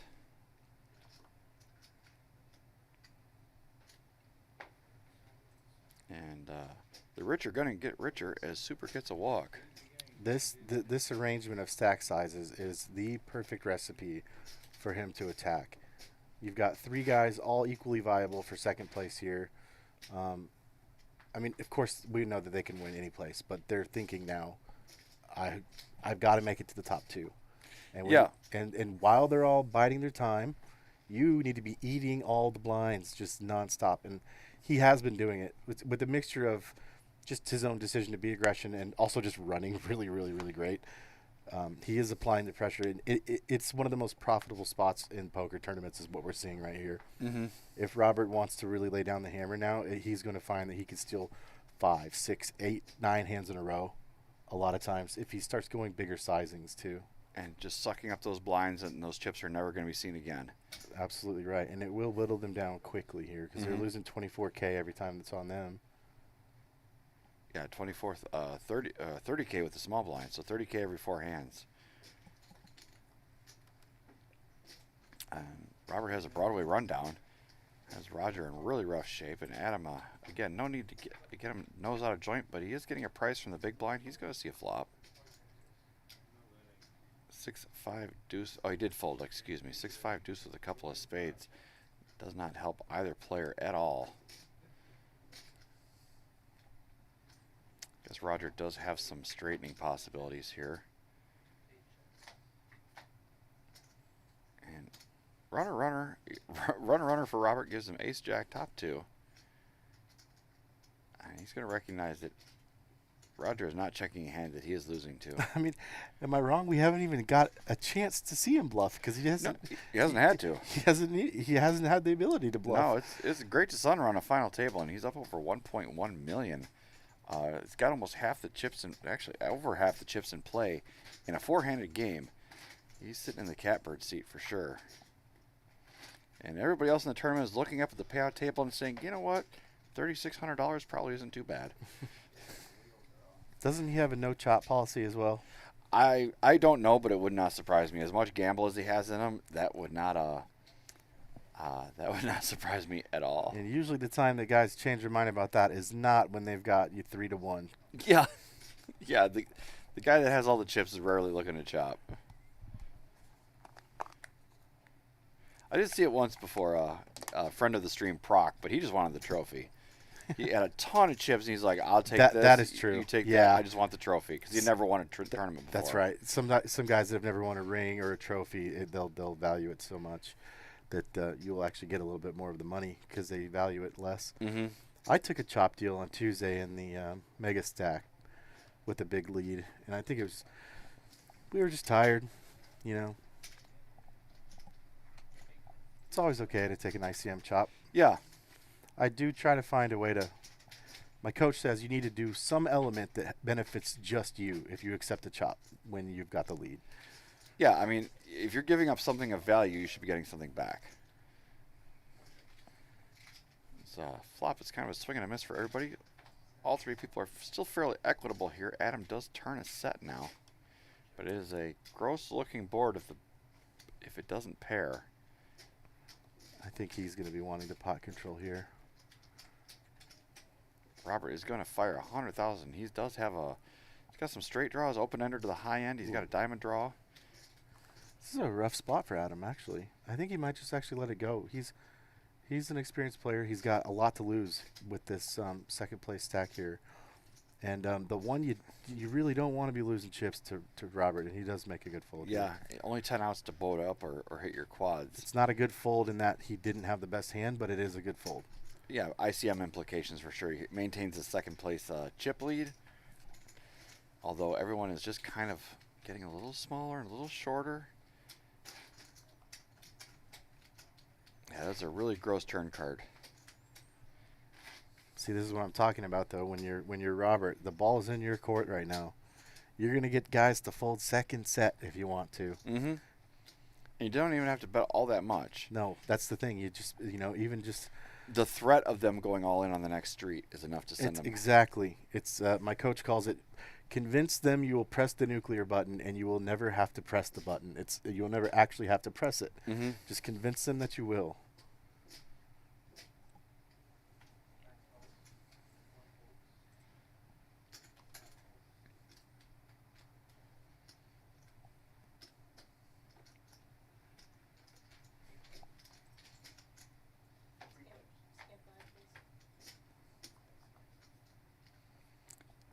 Roger and Robert both flop a flush. Roger is going to be best, and Scott's open-ended.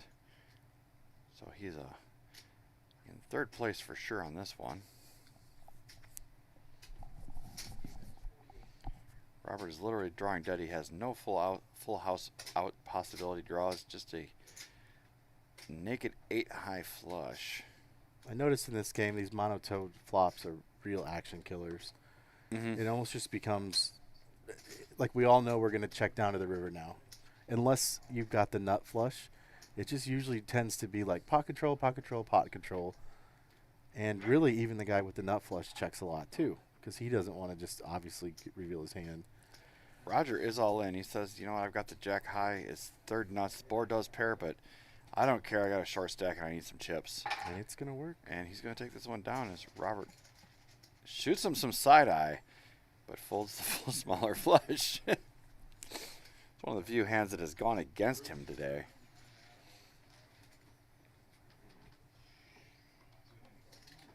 I think he'll be all right. I think he lost 0.07% of his stack Yeah, on that one. literally lost the minimum. Still sitting with over $1 million in chips. Over half the chips in play. I don't think he'll lose any sleep over it tonight. Well, after we crown the winner of this, all the preliminaries are over. It is time for the main event, and that kicks off tomorrow at 3 o'clock. $600 buy-in, $100,000 guaranteed prize pool, 40K starting stack. So lots of chips to play with, and more importantly, over $100,000 to be played for. 4 starting flights, Thursday and Friday, 1 each. Saturday, we're going to do 2, including a turbo flight at 5 o'clock. Everyone who bags is going to come back on Sunday at 2 o'clock, and we are going to play until we crown a champion and give away $100,000 in cold hard cash. You do not want to miss it. Come down here to the OG. Get a piece of this action. It all kicks off tomorrow at 3 o'clock.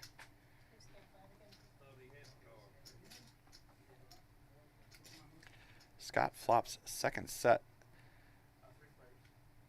And Roger's open-ended. And so is Roger and Robert both open-ended with the same straight draw against Scott's second set. Roger's going to come out firing with it. Scott's not just going to call this 48. Especially if Super gets in there. Yeah, I think I would just have to pot it right now.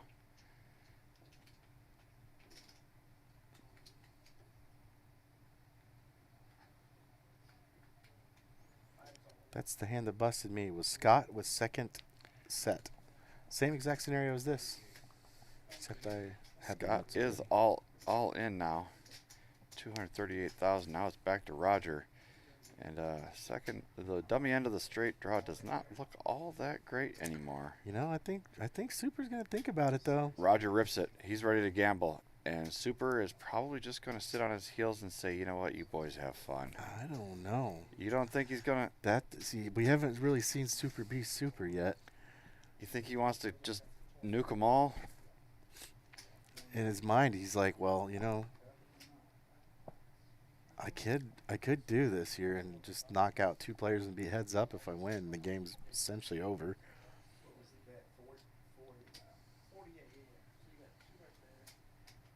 So Scott is all in for 238. Roger's all in over the top. We're getting a final count of his chip stack here.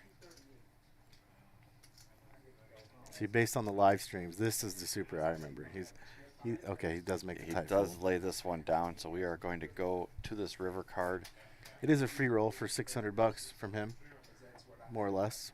They're a lot closer in chips than we initially thought. Yeah, Roger was a little shorter. Somebody's going to be So very crippled regardless. Roger has the set of jacks. Robert is looking for an 8 or a king, and then hoping the board doesn't pair behind it. He also does have backdoor spades just in case, just for fun. Ace is clean, and the 9 is clean as well. Scott is going to get the double, and then some, and Roger is going to be eliminated. So Scott all of a sudden now has some chips to play with and is in second place, flopping a fortuitous set. And another one bites the dust.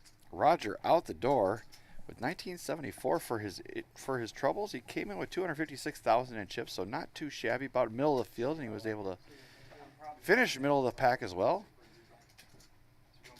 And Adam sat there and just watched and made it an extra $500 by not doing a damn thing. Well, by folding sets. Yeah, by folding a set earlier, he got himself in a position to ladder up to $500. But now we start to play. 25-24 for third place. Over $1,000 jump to second. 36.96 for second.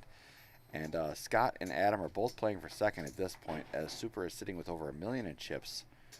Over half the chips in play for those two.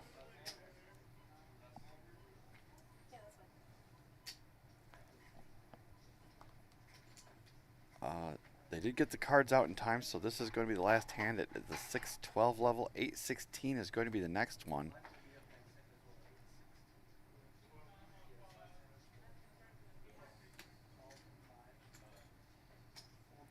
But even at a 16,000 chip level, Adam's still sitting with over 20 bigs. Robert's got some jacks and a little bit of a run down there. He's going to apply some max pressure right away.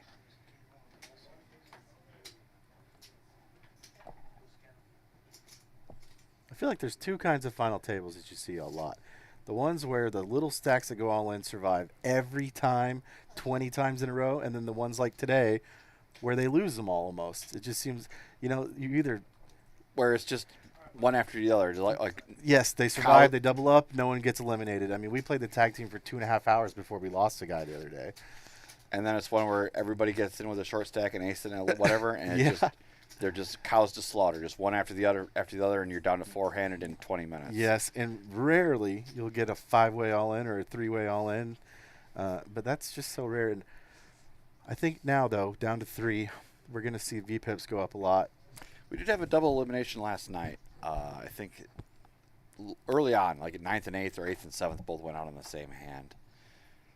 There's nothing more frustrating than when you've got like the second to smallest stack, and the little stacks go all in and they just win and they win and they win and they win.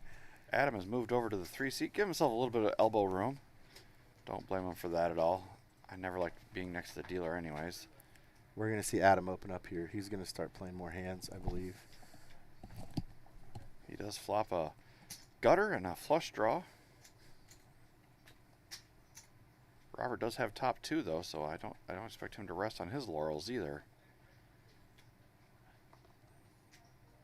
I think we're going to just see a call here from Adam, yeah.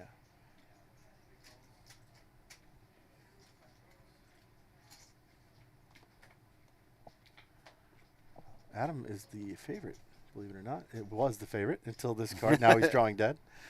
That's how PLO works for you. Yeah, but, that is how PLO works. Interesting that he had about Just he had better hope 52.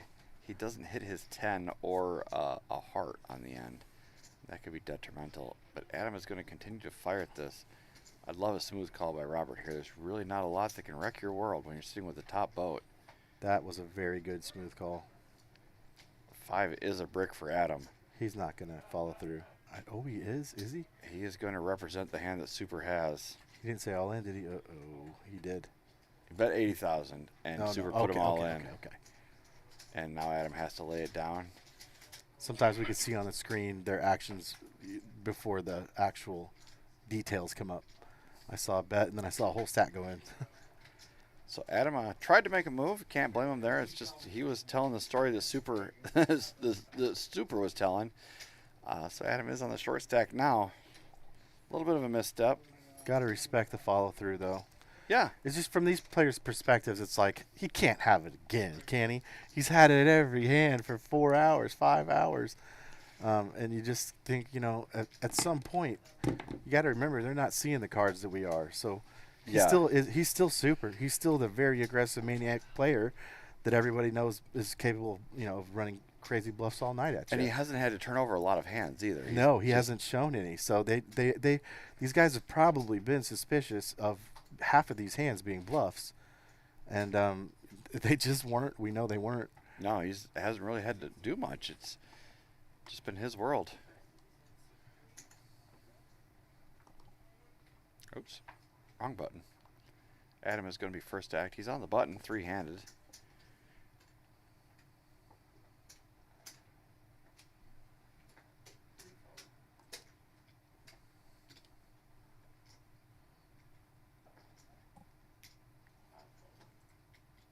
They're just going to give him a walk. Nobody wants to mess with him. I mean, Scott is just hoping Adam goes broke. Adam is hoping Scott gets a chunk taken out of his ass. And this is when I'm chip leading a final table. That's the key moment right there that I'm always thirsty for. The moment they start giving you the walks, they're telling you, okay, like it's the most definitive message. Like, we're gonna just not even play against you right now. Don't even want to fight. And that's, I mean, if you're talking about blood in the water, that is the bloodiest water you can get as the chip leader. Because when they finally do come back and swing at you, you know they've actually got something. That's right. They're not just out there trying to make a move or pick up something. Exactly right. They've waited to load the clip, and now here's the one I'm going to make my stand with. And if you don't have a hand, you can just fold, laugh, and on to the next one. It's very true.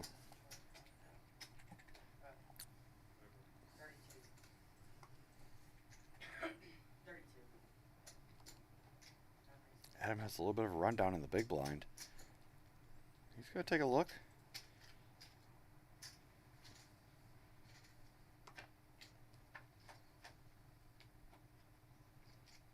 Robert flopping him dead again, flopping a set. Just it's not even fair how good this guy is running tonight. And why don't we turn quads just for funsies? Goodness. Good googly moogly. How much in the pot? 80,000. I mean, he's going to go really small here. He's just trying to extract any sort of value he can find. Yeah. Just a disgusting situation for everyone, other than Robert here. Yeah. Yeah, I just looked at the heavens. I'm just running into quads. What can you do here? The man is running pure. We always talk about how there's so often a chosen one at the table, at the final table. You should have seen last night's. The guy that won it, he hit so many turns and rivers. It was unbelievable. There's a runner deuce that got him there, and then a runner 9 ace that got him there, and then he hit a club on the river to win the whole thing. I mean, he made the best of his situation. He was short stacked, but it's just when the deck chooses you, it's a beautiful thing. He even admitted it. I haven't walked out there afterwards and shook his head and said he played really well. He goes, I got lucky as hell. But you know what? He still took home $5,200 for his efforts, so they do pay luck.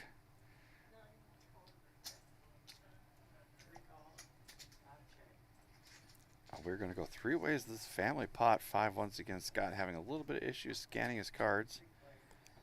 Adam is now just looking for flops to get it in here with almost a 1-to-1 SPR. Yeah, 10 big blinds. Flopping top 2. He's going to do it. Yeah. 144 on a stack, 64 in the pot. So 2 bets and he can be in. Got some backdoor equity with clubs, straight draw, and no way anyone can call him though. Take that one down. Add a little bit to his stack, still on the short stack, but he's got some breathability now. Once again, 25-24 for the next man out the door, but 36.96. We'll just call it 3,700 for second place. So almost a $1,200 jump between second and third. So that's why both of these short stacks are really being careful and picking their spots. That's nothing to sneeze at. It turns around quick too. In this very tournament we're watching now, I was down to 1 of those yellow chips. That was my entire stack. And 10 minutes later, I had 25 of them. So it's not over by any means. I mean, we're seeing a very, very sunny run for Robert, though. Just got to catch some lightning in a bottle and a couple of hands, and off you go. Scott's got a couple of queens, suited in clubs. Probably good enough to get in there heads up. He's going to put in the raise, making it 32 to go. Robert's got a pair of 7s, a suited ace. A lot of incentive for Adam to sit out. He right is now. just going to put a boot on his throat and say, if you want to play, we're going to play for all of it before it's all said and done. Even better play with Adam having the short stack at the table. If we're heads up there, guess what? Probably calling. But when you've got Adam sitting here with half the stack that Scott's got here, it makes it a lot easier for Scott to say, you know what, I'm gonna wait for a better spot than this because I can, easily gain another $1,000 here just by losing Adam. So right, and Adam is down 11 bigs now, so the Grim Reaper is coming. Adam is in the big blind right now. And he's starting to cut out yellow chips to pay for his blinds, so he's getting down there. yeah, that was a very high-level squeeze there from Robert, and he's going to be able to do that a whole bunch here. Yeah. Scott double suited this time. Some Broadway cards. Another good playable hand. Well, let's see if he's rattled from the last one, because sometimes what happens is you do it enough times and you start seeing them fold too much. When you 3-bet these guys, and the next time they get a pretty good hand that they would normally open, they go, oh, he's going to do it again. And they've got to kind of avoid it. He did not, though. Adam is going to check. Robert does flop best again with bottom 2 pair. He's going to fire it out. Barreling again. Adam has the same bottom two pair. In fact, they almost have identical hands here.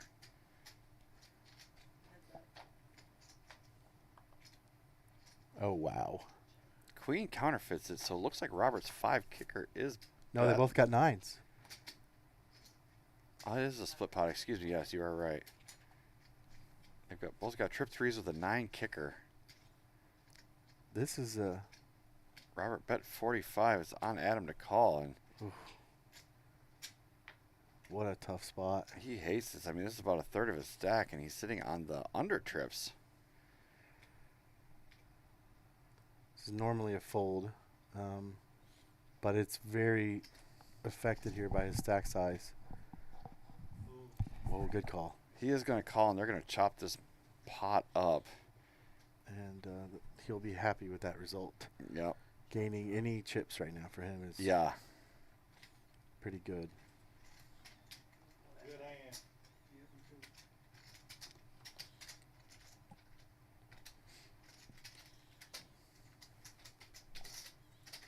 Definitely not what either player was expecting to see. For sure.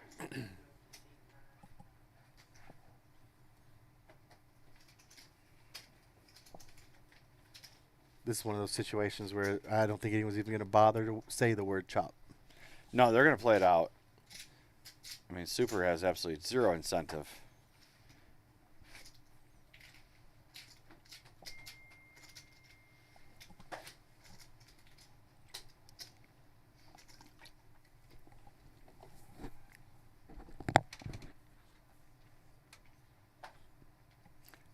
Matt Lawrence, what a tame nitty table. It hasn't been very wild though. It really hasn't. I'm surprised at how just smooth. But it's pretty easy to explain because you got one guy with all the chips winning every hand, and Yeah. it just really, for the morale of everyone else, it just, you see final tables where everyone's happy, and then this is the saddest situation usually. As far as emotional, you just see everyone they just get so defeated here. Robert again flopping top 2.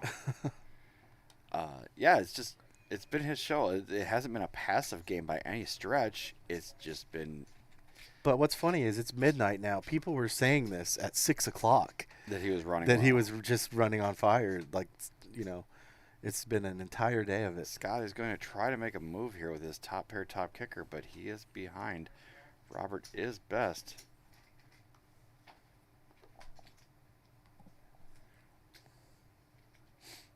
A little scare card in the turn here, maybe. Quickly check. The jack on the end is a nothing burger. Robert's queens and eights are still going to be best. Scott throws out a tiny little bet here. 25,000. There's a lot of... Super looks like he's full. He does. Super lays this one down, so Scott is able to steal a pot. Nice. Nice small bet, making it look really value heavy.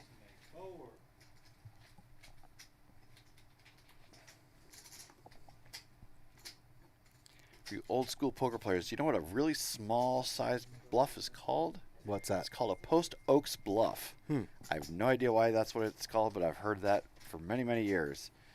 I know the reasoning behind it. It's just make it look so little that how could it be a bluff, Yeah, it looks so value heavy, and the math behind it, it doesn't need to work very often for it to mathematically be sound. That's true. Like if you bet 1/5 of the pot, you just have to win 1 out of 6 times, and it's profitable. Obviously, in a tournament, final 3 ICM is a whole different story, but in a cash game, it doesn't have to work very often for it to be a profitable play.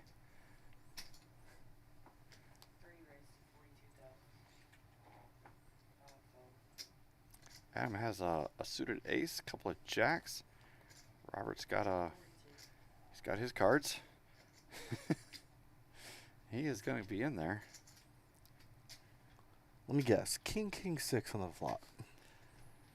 Got anything? Not yet.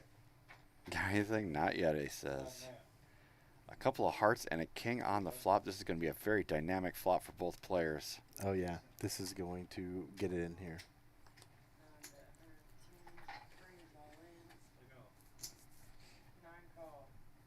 So they're off to the races. Adam has the nut flush draw, Broadway draw. Robert has top pair, top kicker, second nut flush draw.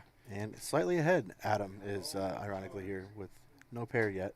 He does have his jacks cooking. Oh, yeah, of course. Equity alone. But that's not going to help. That board pair is not the card they're looking for. my And goodness. Adam's going to get there with threes full of jacks on the end. That's a funky way to get there, but it does pay. Not the outs he was counting, but they will count. Didn't see that one coming. It all happened pretty fast there. And Adam is going to get a full double. And now within sniffing distance of Scott. What a time to survive a situation like that. Back against the rope, you've lost 5 in a row. You've tried to make tight folds. You've tried to find good spots. You found them, but they weren't good enough. And comes down to the last card, and you get the Catch running trips to make a funky backdoor boat. more than a double up too. So we're For gonna, sure. And Scott was one card away from having a $1,200 ladder.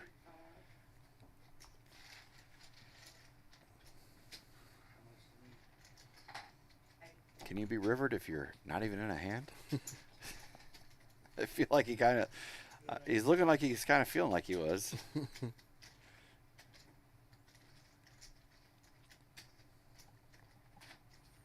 You know, there is another element of this that we haven't talked about. Running good can cause you to tilt. You know. Oh yeah, winner's tilt is a thing. Winner's tilt is a real thing, and if you run too good for too long, you can almost get drunk with power. You think you're invincible, like Yeah. you're just gonna bank everything, and they're just gonna run, and they're just waiting for you to get off the rails. But it does take a couple punches in the nose to the big stack before he starts doing it. Usually, if you let him just lose one little one like this, it'll upset him, but it's not gonna open it up. But if we start seeing pots go in the other direction here, I'm interested to see how he reacts to the end of a sun run. Well, we do have a rematch. 3 spades on the flop, 7-5-3. They both flop a pair of 7s. Robert is going to still be ahead though with his pocket 9s.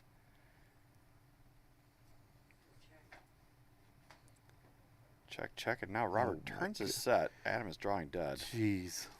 Fortunately, Adam doesn't have any sort of draw, so he can easily get away from his hand here.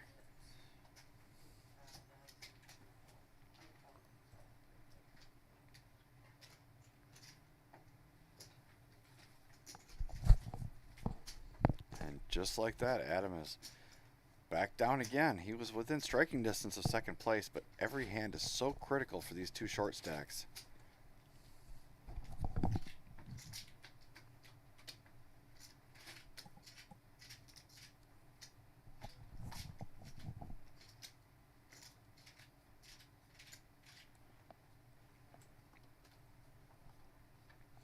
Robert sitting on 1.1, almost 1.2 million in chips. The other 2 players combined around 830,000, 840,000.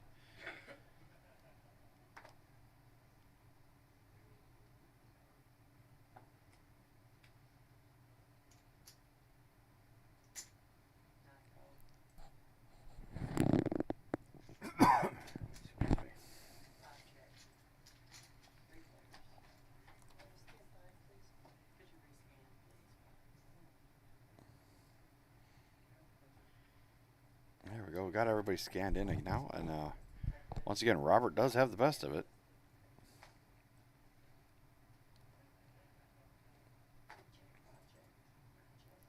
Quickly checks all the way around again, and Robert is best with his pair of 8s out of all things. Wonder if either one of these players are going to take a stab. Scott does have an 8 as well, but he's out kicked. Well, Robert's just going to show and take this one down. Both the short stacks are going to realize that, you know what, I might have been able to steal that. So what flight are you going to play in the main tomorrow, or the next couple I've days? got to choose between Thursday and Friday. My ticket's only good for Thursday or Friday. Right, So right. I think I generally try to lean towards the latest flight possible. For example, I was at MSPT last week in St. Louis. I won one of their events. The main event on day 1, 38 players. It was devastating. Everyone was panicking. Day 2 was like 150, and then Saturday there was 300. So the Saturday flights are usually the most packed, and I tend to do better with bigger fields. I always try to give myself a day off in between day 1 and 2. That's if I the can. one bonus that you do get from bagging on a Thursday or Friday is a day or 2 off, which can be so nice. That's usually my play. Although last year when I was at the series, I played the monster stack and I woke up really late. I just wasn't feeling it, so I'm like, you know what? I'll just register the flight C and did really well. But it was a huge field, just ridiculously large. But normally I try to go for a day off in between if I can. There's something about the really small flights that are just so intimate. Like when only 5 people bag, that means that the final 9 guys are all sitting right next to each other, looking right at each other, and it's like one of us is going to lose, and it really slows down the action. It makes the bubble drag on forever. Whereas a big field, you go, okay, someone somewhere is going to bust, right? Okay, so we don't have to worry about who it is because it'll be someone at another table. If it's 6 people bagging, it just makes it so much more. Drags on forever. And if you bag one of the smaller flights, when you reconvene, you're a shorter stack. It's true. There's also a little more fold equity you get being in the last flight because no one has another chance, right? Yeah, there's no more bullets to fire. If you're there Saturday night and you're pressuring the hell out of the bubble, it's really hard to get these guys to consent to a risky spot when they know they don't get another shot at it the next day, Once again, Robert just sun running the hell out of this thing, betting 100,000 now. Big Adam pots, little pots, everything in between. If the ones that check down and the ones that don't, it's just they're all going to one guy. Adam just doesn't have much of anything cooking this time around. If you notice, not a lot of chatter, not a lot of banter going on this entire final table. No, this table feels like a funeral. No jokes being, it's just, it's not always like this, but it is when one guy is just running the table over like this. Yeah, he's sucking the joy out of the game. Yeah. Nobody is having fun here except for Super. You can't really tell if he's up or down 10,000 by the way he acts. He's just always just there. He's just doing his thing. And the other 2 guys are just hanging on for second and hoping they can catch something.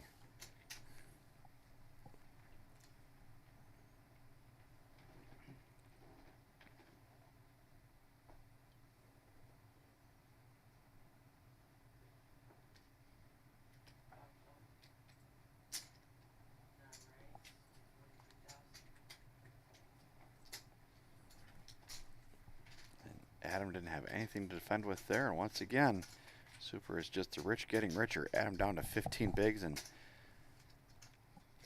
building the stack up to 1.3 million. Just slowly whittling them down. Death by 1,000 cuts, really. Yeah, I could assume by his play here that he knows how quickly it can fall apart for him.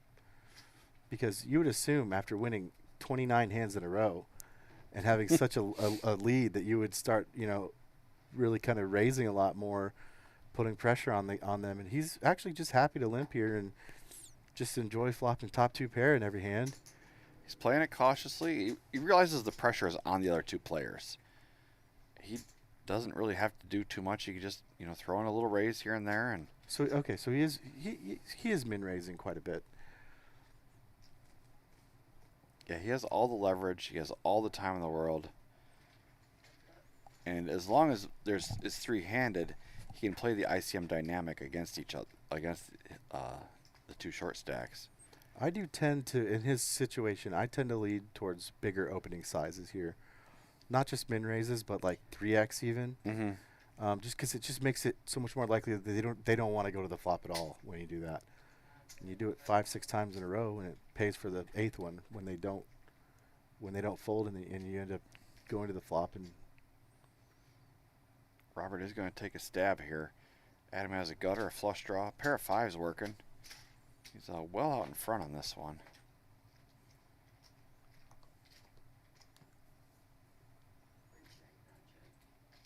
Quickly goes check on the end. The heart comes in for Adam. He is going to take this one home as long as Super doesn't bet him off of it. And I don't see that happening. they're just shell shocked. He Yeah. knows he could bet here. I know he's check calling is his plan, but Yeah. You just where you would normally go for value after you just feel like someone with PTSD sitting with a player who's just won so many hands in a row. You start missing value. You actually could cause you to make mistakes. Mm-hmm. Blinds are now up again, 10,000, 20,000. That was a halfway smile there. That was the first time we've seen one. So blinds are at 10K, 20K. That's going to put a little bit more pressure on Adam. Scott's still sitting with 22 bigs, but Adam is down to about 15 or so, 15 or 16. My math is right.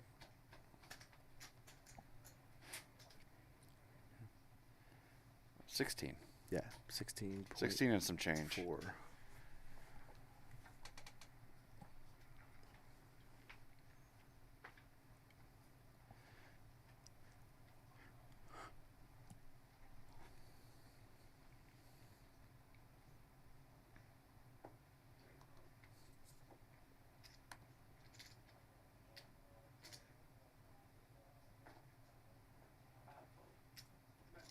Once again, Super gets the walk with a 10 high. Adam sitting on 17 bigs.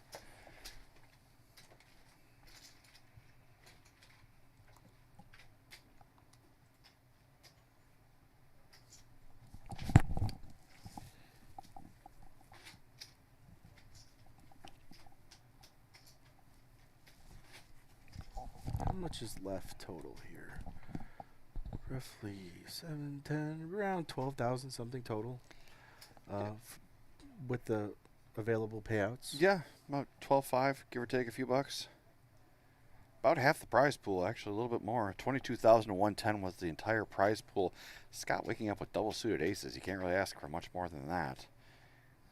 He's been playing snug, but I have a feeling he's going to get in there with this one.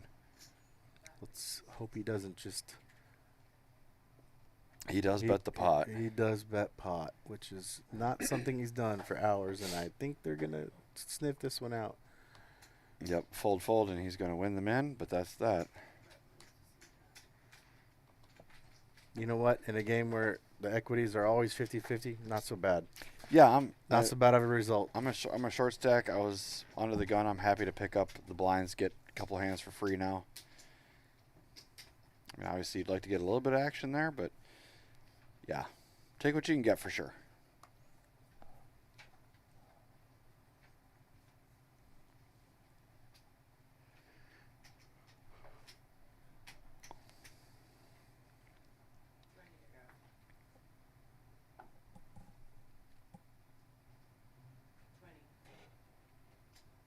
If you're not familiar with the stream, when we're referring to the player whose nickname is Super, it's the man on the screen here, Robert.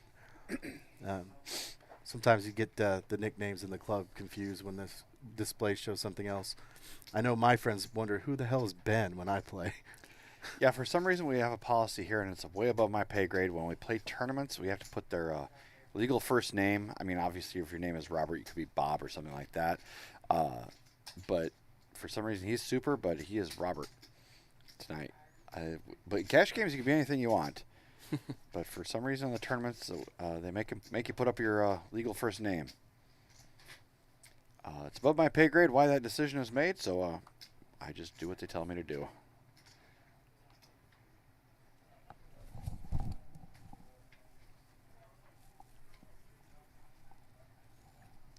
Suited kings for Adam. And working with the smallest stack in the game, he is going to be trying to get busy here. I don't think he's going to just blow his cover here, though, and pot it. You go for just a min raise here? Yes. I want it to look like every other opening that I've been doing. No, he is going to pot it, and he's probably going to get some action from Super with that kind of hand. Super might even come over the top. Yeah, Super might just jam this one in his face. Oh, no, just a call. Oh, no, yeah, no, he that did was go raised. all in, and that's going to be that really quick. Lightning in a bottle. I don't think he's called yet. I think he's thinking about it. Right? Oh, He did. Oh, he did call. Okay. So he did call. They're already on their backs. Okay, 57%. 6-6 deuce, couple of hearts. Adam does have the heart draw behind it. He is in really good shape, and he is going to find the double. And he is now in second place in chips. His patience paid off. thinking again back to that hand where he folded the set on a really, really sketchy board. And he's down, but he is biting. He's waiting, finding his spots. Was able to get in. Was able to spike that 3 on the end to double up when he had the pocket jacks. He's been playing well, running well when he has to, and he is now in second in chips. And now we might get to the point where we see what we just discussed, the winner's tilt. We might see Superstar changing what he's been doing. He's been very calculated. He's been very, what's the word? I guess disciplined so far. And now that he's taken a punch to the nose, we'll see if he changes that up a bit. A couple of them. He was up to like 1.3 or 1.4 at one point here, and now he's down to $1 million. Almost still half the chips in play. Of course, a little over, but momentum is a thing. And you just think about the hand you just lost, not that you still have a 2-1 chip lead on the field. So we'll see how he battles back from this. Once again, Scott is feeling like things are not going his way, even though he's not involved in the pot. He's been waiting and waiting and seeing if Adam can get eliminated. And instead, now Adam is in second. Yeah, the only one who the only one who hates the results of that last hand more than Robert is going to be Scott here. Absolutely.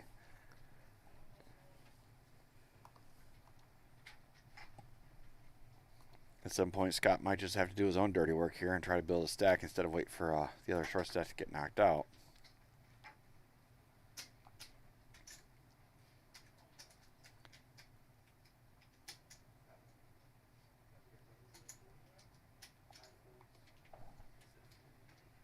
Scott did fold us. Robert raised it up to 40,000, and Adam's going to call.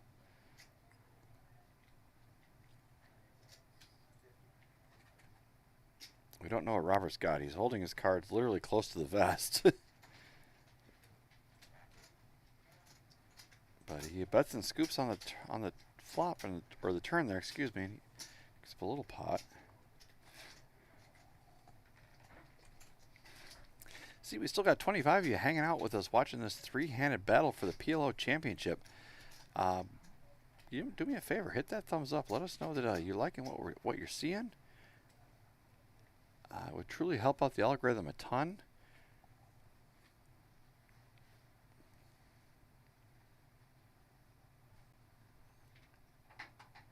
My brother wants me to slip in references to some good old Southern Kentucky cooking and food. Not sure why. Guess he's just kind of a fat guy, but I did go to a local chicken shop today, and it was good. So we'll leave it at that. Interesting. Trust the Kentucky people to give you the best fried chicken. I don't know if that's a real stereotype or not, but you would assume it is. I had an interesting adventure today. For those of you that don't know, I stopped drinking a long time ago just because it's not good for me. But I still enjoy the taste of it. Oh, you drink a non-alcoholic beer? So, no, I drink non-alcoholic whiskey. Oh. And trying to find non-alcoholic bourbon in Kentucky is like trying to find a synagogue in Vatican City. They don't even understand why you would want one, let alone where you could find it. I can totally see that. I did find some though. It's a brand that I know already, so I just taken a bottle home. I like to make old fashions. I like the taste, but I don't like the effects.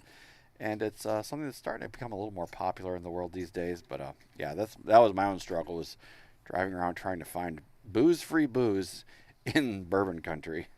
I always had some success with like the real fancy German label non-alcoholic beers, like the almost craft beers. Yeah. I'd do these like sober months when I would just not drink for a month or whatever when I was still doing music. And something about being at a concert with the taste of beer in your mouth, you're burping and it still tastes like beer. It just does something mentally that, it's the closest thing. Yeah, like I come home, I have a long day. I still like to put my feet up, make a cocktail. It's just there's no alcohol in it, but that's just something I like to do. Adam flopped a set here, so maybe he can catch a little something, but Robert does not have any piece of this. Another bet and scoop for Adam. He's going to take down another pot, and he's quietly building a stack. It's up to 600,000 now. 30 bigs. I was never a beer drinker, even when I did drink. I was never into. If I said you like the taste when you get older, and Never happened. I never for me. did either, to be honest. Never happened for me. I studied in Europe, and they just have room temperature beer at dinner. Oh. For the flavor, you know, I just didn't. No. I don't understand it. Now, wine is fine, but whiskey's quicker. That was kind of always my standard.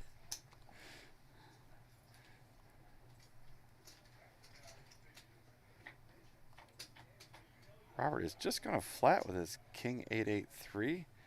Does flop a pair of eights, and he's well out in front here. Adam picks up some gutter possibility. Oh, excuse me. Robert's got a set of eights, not just a pair of eights. Excuse me. Adam's double gutted though, so he's going to double gutted to the nuts, mind you. But Robert is going to throw in a check raise here. Only 40K back around to Adam. He's getting over 4-1 on his money, and he does have some chips to play with. He's got 8 outs to the nuts here, and he does not hit it. Does not hit it. Robert is going to be best with his eights. I mean, you know, though, he does have blockers. Adam has moved to a no man's land of a seat. He's like in the 2.5 seat, which we do not have a camera trained on. So, And you know what's going on in his mind? He's like, well, I do have a queen in my hand. I could represent Broadway here. It's a risky play, and you might just run into, you know, exactly what you're trying to represent. But that's what's going on in his mind right now. yeah, it's a pretty dry run out, to be honest. He's wondering, why did you 3-bet the turn, but you also like this jack? There's Yeah. not very many hands that makes sense for. Check raise the turn. Yeah, sorry, check raise. Yeah, so it smells like a slow played flop something or other, and he's just going to let it go. You got to trust your read to be right like that, and he just built these chips. No need to. I think Adam is feeling like he can outplay Robert if he just catches a hand or two. I think that is exactly So he in the line there, yeah. doesn't need to force the issue. Also, now he's got the ICM pressure of waiting out Scott. They're close in chips after that hand, but Yeah, the last thing he wants to do is be the lowest on the totem pole again. Right. You know, you just got your double up. You've got the momentum. You don't want to lose it and be back in the situation you were 20 minutes ago.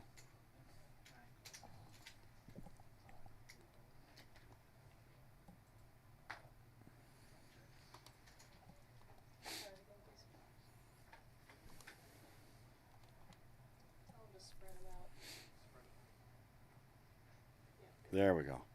9-8-7-6 is a nice rundown for holy. Scott. That's a really nice hand and a good flop for it. What a good mystery hand to reveal here. Robert's sitting there with top pair or actually top and bottom pair.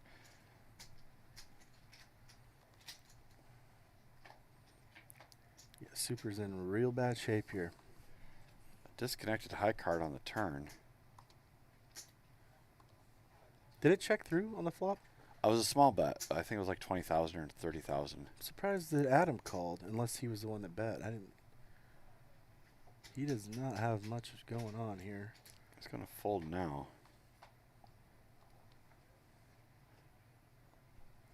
Last card. Scott does not hit a straight, but he's still got 9s and 8s. Super has 9s and 3s.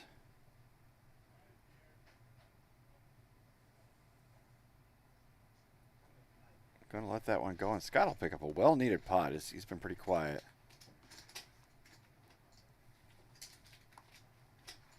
I wonder if PLO final tables are in general more melancholy than Hold'em. Just because you've been through more war.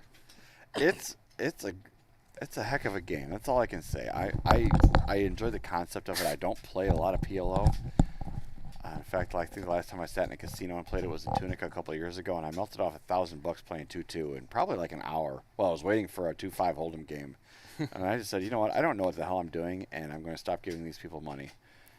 I did put 800 into this one and was out the door by 6 o'clock, I think. Started at 3. Yeah, I talked to you in between bullets, and you said, I'm going to fire one more, and I found 2 spots to quadruple up with 50% equity and failed to do so both times. So. yeah.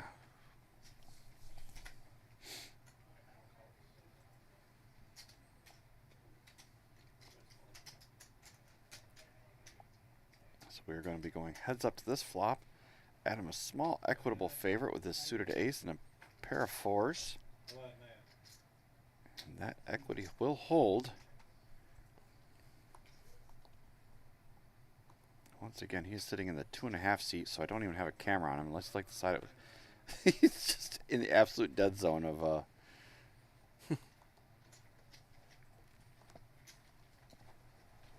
we'll just give him the eye in the sky. Should I tell him to move, or should we tell him to move? If we get heads up, I'll have him square up into a seat. Okay. Very good seat out there from him with just Broadway gut shot.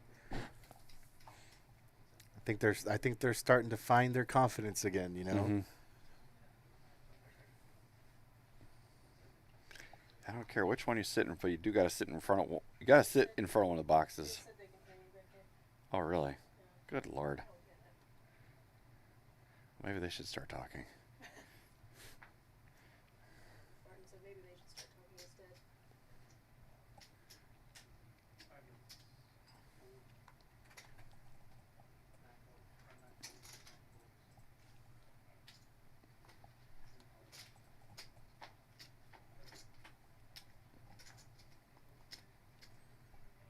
That's a really good flop for Adam there as he flops a pair.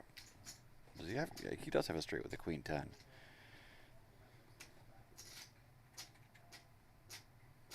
It's been, I don't know that I've seen anyone else flop the nuts since we've started this stream, since I've been here. I think it's just been super.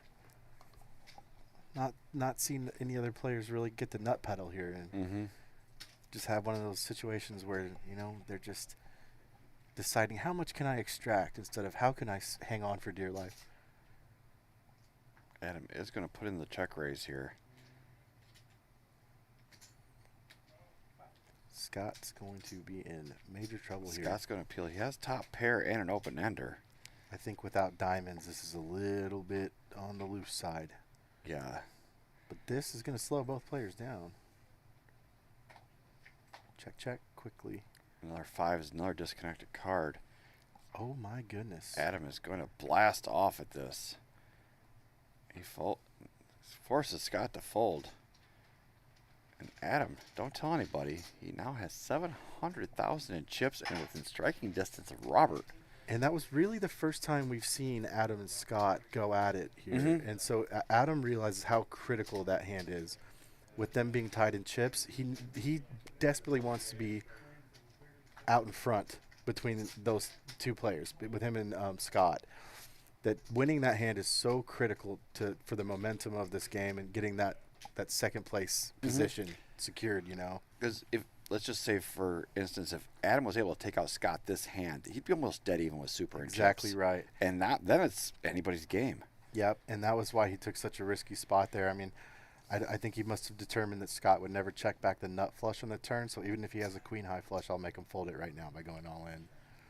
Take a chance. Yeah, just Scott has been playing extraordinarily passively this three-handed match. Robert does flop a flush here. Scott, once again, a little trouble getting all the cards scanned in.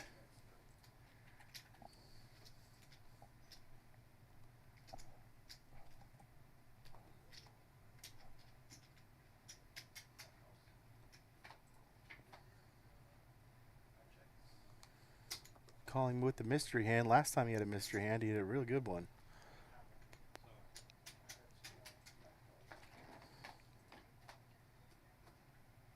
Straight on board, or flush on board, excuse me.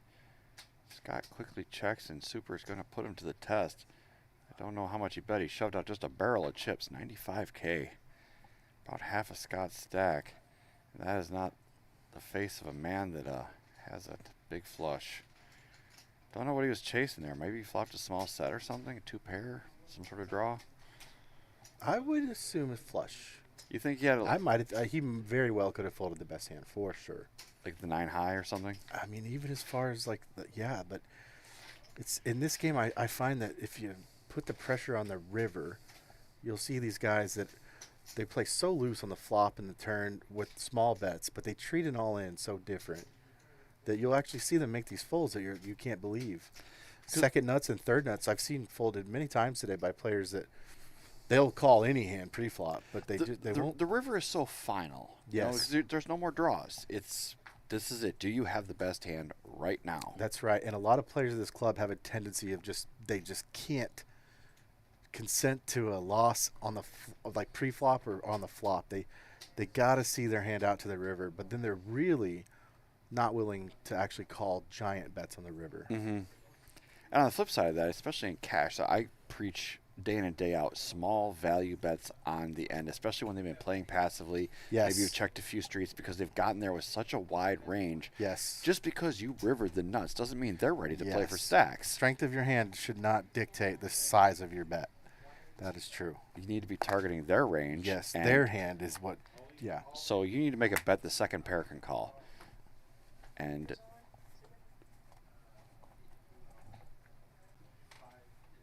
Scott is going to be all in here with his mystery hand.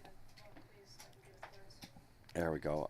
Looks like we're sitting with an ace, king, 7-7, the king 7 suited and clubs, so he is going to be ahead of Robert's hand. An ace on the flop for Scott, and now clubs are coming as well. And by my math, the ace is going to hold, and Super is going to double Scott up this time now. And Robert, for the first time in hours, under the 1 milli mark.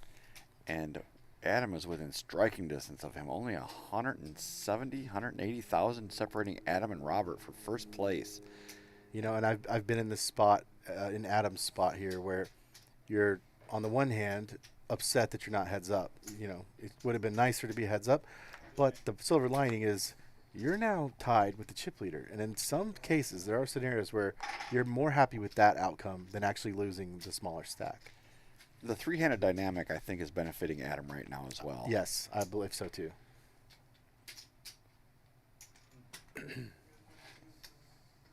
And Robert has taken a couple of blows now and is coming back down to earth. And I don't know emotionally how he's doing. He never really seems to. He never wears his emotions on his sleeve. You just never know where he's at. But inside, he's got to be thinking, I can't catch a hand right now. Like, the lightning is no longer in the bottle, as I've been saying.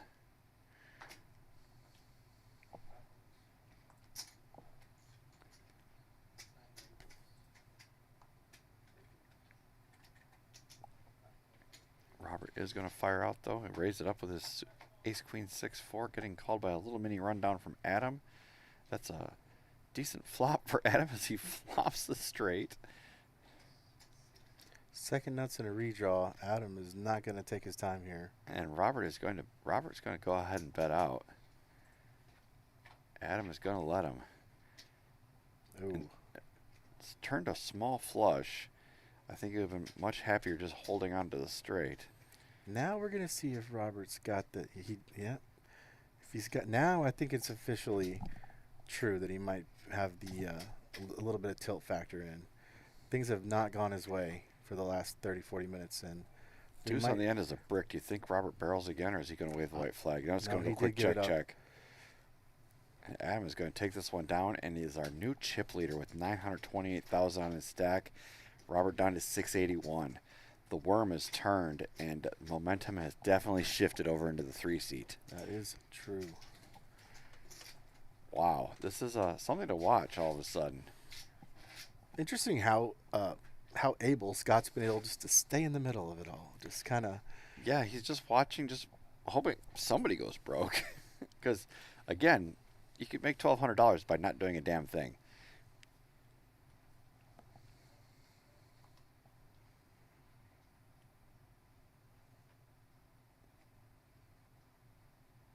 Definitely a openable hand here for Super. Absolutely. On the button, no less. He is just going to flat, though, it looks like. No, excuse me. He did say raise.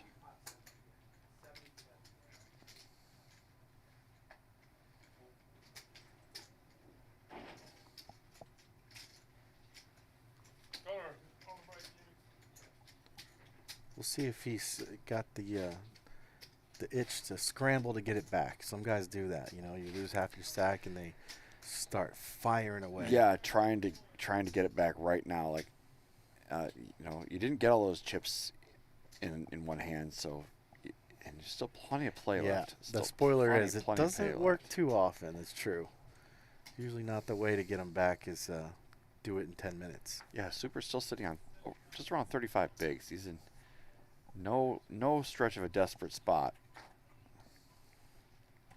That's one thing that is almost always true. Every tournament structure I've seen in this club has always been so forgiving, in that it's never really very turbo.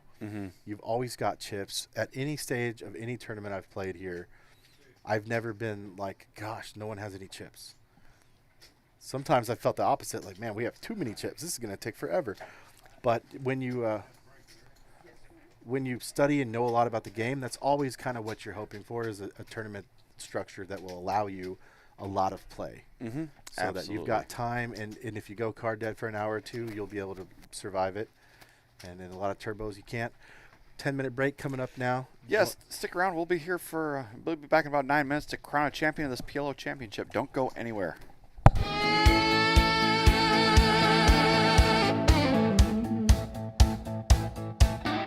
Welcome to the OG Clubhouse, Oak Grove, KY. The wind will bout. Lights on, cards in the air, we ride. If you ain't all in, step to the side.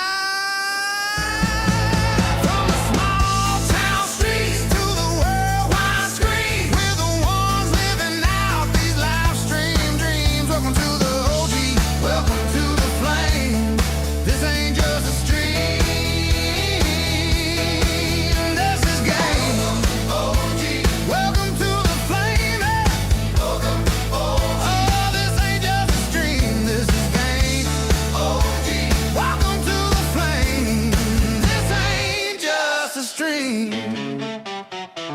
This is game.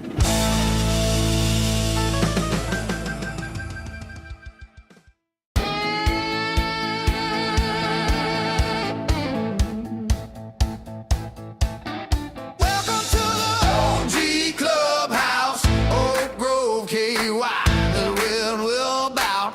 Lights on, cards in the air, we ride. If you ain't all in, step to the side. From the small town streets to the worldwide screen, we're the ones living out these live stream dreams. Welcome to the OG, welcome to the flame. This ain't just a stream, this is game. OG, welcome to the flame. Welcome, oh, this ain't just a stream, this is game. OG, welcome to the flame. This ain't just a stream, this is game.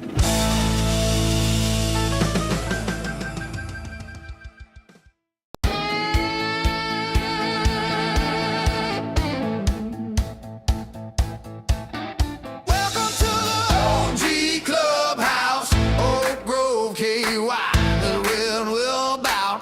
Lights on, cards in the air, we ride. If you ain't all in, step to the side. From the small town streets to the worldwide screen, we're the ones living out these live stream dreams. Welcome to the OG, welcome to the flame. This ain't just a stream. This is game. OG, welcome to the flame. Welcome, oh, this ain't just a stream. This is game.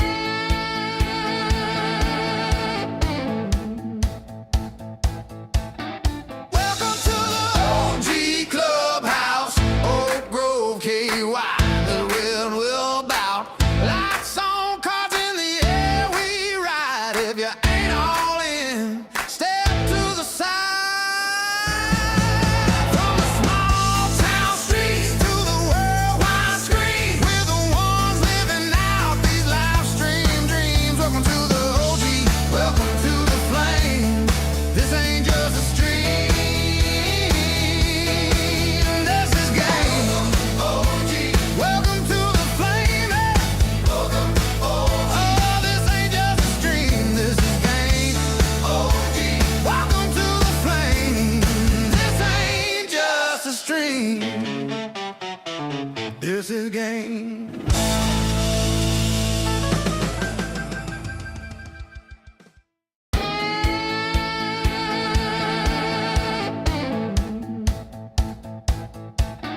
Welcome to the OG Clubhouse, Oak Grove, KY. The wind will bout. Lights on, cards in the air, we ride. If you ain't all in, step to the side.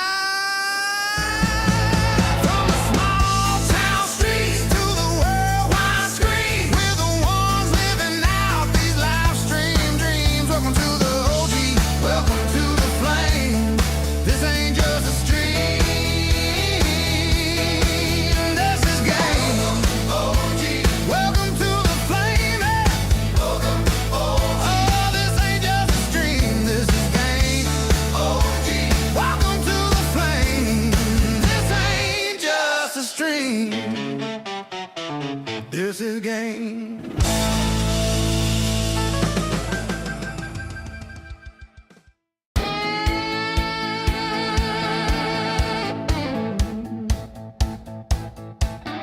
Welcome to the OG Clubhouse, Oak Grove, KY. The wind will bout. Lights on, cards in the air, we ride. If you ain't all in, step to the side. From the small town streets to the worldwide screen, we're the ones living out these live stream dreams. Welcome to the OG, welcome to the flame. This ain't just a stream. This is game. OG. Welcome to the flame. Welcome. Oh, this ain't just a stream. This is game. OG. Welcome to the flame. This ain't just a stream. This is game.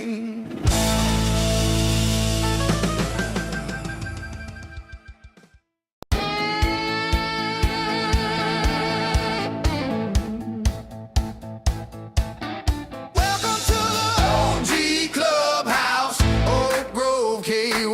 The wind will bout. Lights on, cards in the air, we ride. If you ain't all in, step to the side. From the small town streets to the worldwide screen, we're the ones living out these live stream dreams. Welcome to the OG, welcome to the flame. This ain't just a stream. This is game. OG. Welcome to the flame. Welcome. Oh, this ain't just a stream. This is game. OG. Welcome to the flame. This ain't just a stream. This is game.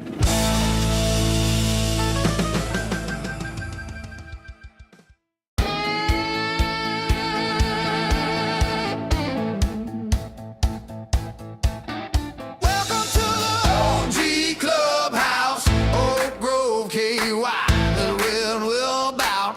Lights on, cards in the air, we ride. If you ain't all in, step to the side.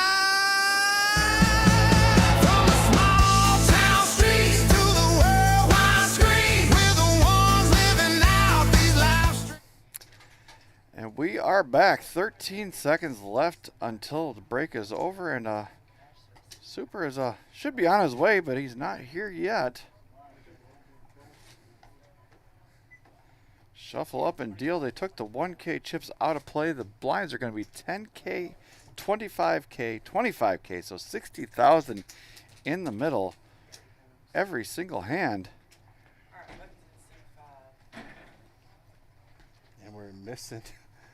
Oh no. Lucky it's a Omaha, because he looks like he got to his seat before the fourth card hit. So he is good. Gotta give him a little bit of leeway there coming back. We did get the chip counts update. We weren't off by much. There, but a few thousand here and there, you know. So, once again, Scott is going to be playing a mystery hand. Talked to Adam briefly on break. He said he's got a whole bunch of second and thirds and seconds lately. Has not won a tournament in Kentucky. He was recently in a tournament for 100 grand for first place. Couldn't close it out. Took third or fourth place, I think he said. So it's a good opportunity to get not quite as much money as that, but still a very good chunk, and it's always nice to just win one. He is hungry for it. You can tell.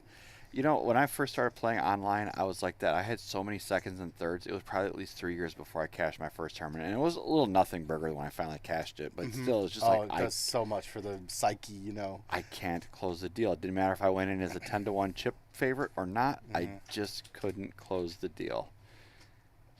It hurt my soul.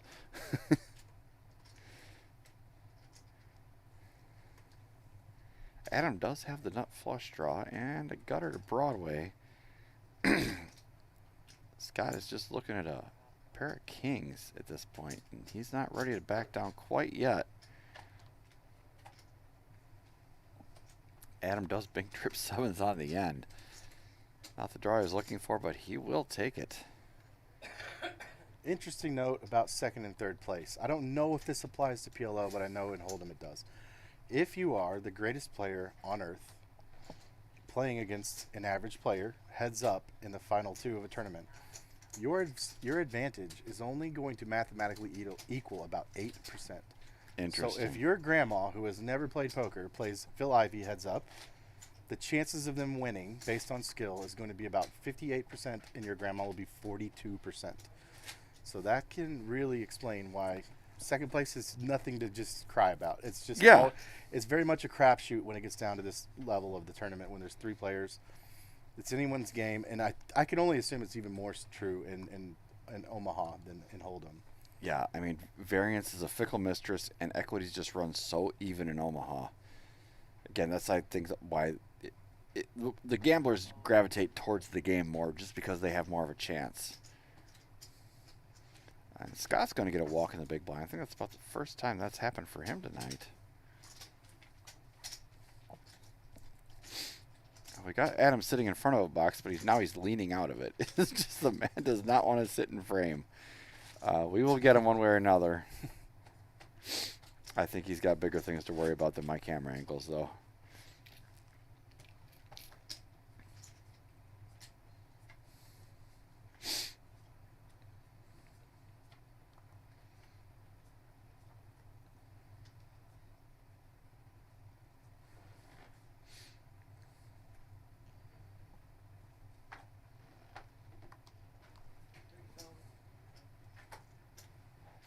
Now Super's going to get the walk.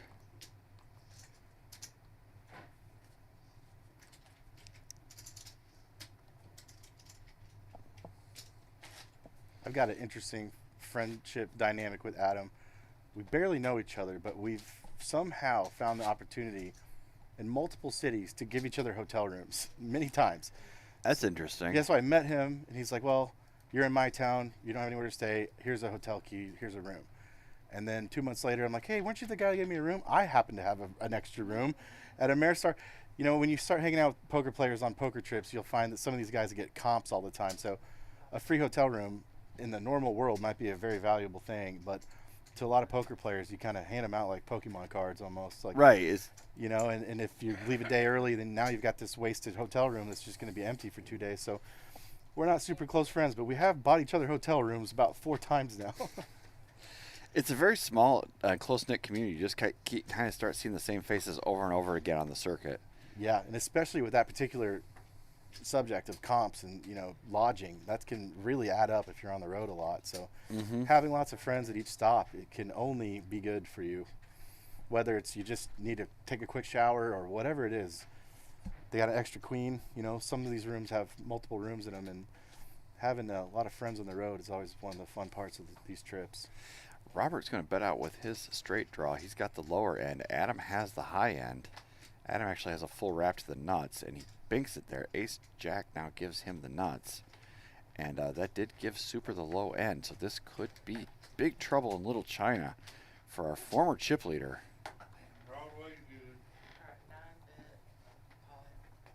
Robert is all in, and Adam calls him off. This might...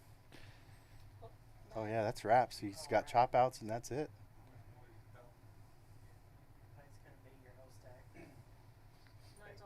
You bet less than this, though.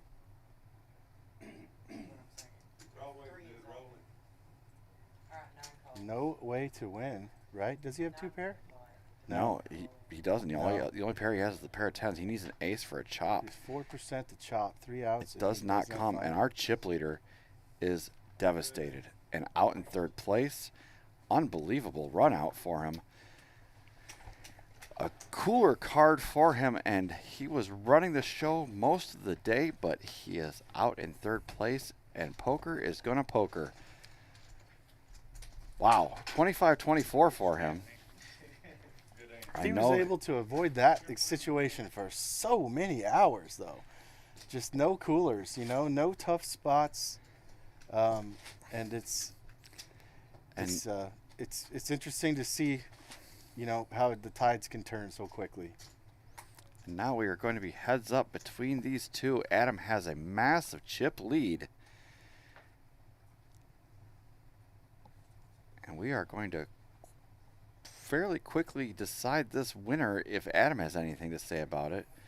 He said on break he was worried about being here too late tonight and that he's got to work really early in the morning, and I don't know if he's so worried now. Yeah, worst problems to have. Yeah, sorry I'm late, but I've got $6,000 to show for it. Scott has 8 bigs left to go. 36.96 for 2nd place and 62.65 up top. So about $2,500 difference between 1st and 2nd, and nobody has even said the word chop yet. They are ready to play for this thing. Yeah, add the extra bonus of being at a level of payouts now that you're totally happy with. Mm-hmm. Makes it a lot easier to get it in there, and you made it this far by your patience, and there's no more patience to have, really. Mm-hmm. Scott came into this final table with 323,000 in chips. Adam only 154. He was kind of middle of pack. Scott was one of the larger chip leaders. I think he was in 3rd place according to my notes here. So he did hang on there, and he's not out of it yet. I'm not trying to bury the man before he's still breathing. But Adam has really just picked his spots. I just keep going back to that set of 5s he laid down, and then he hit a couple cards when he needed to. Obviously, got to win your all-ins. You want to do well in a tournament, and now here he is with a massive chip lead, fighting for the championship. He picks up a heart draw on the turn along with a pair of queens.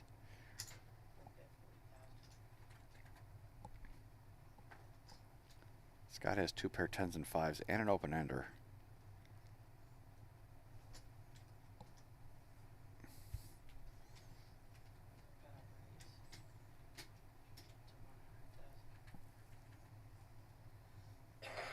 Scott just basically clicks him back, only leaving himself about 85,000 left behind.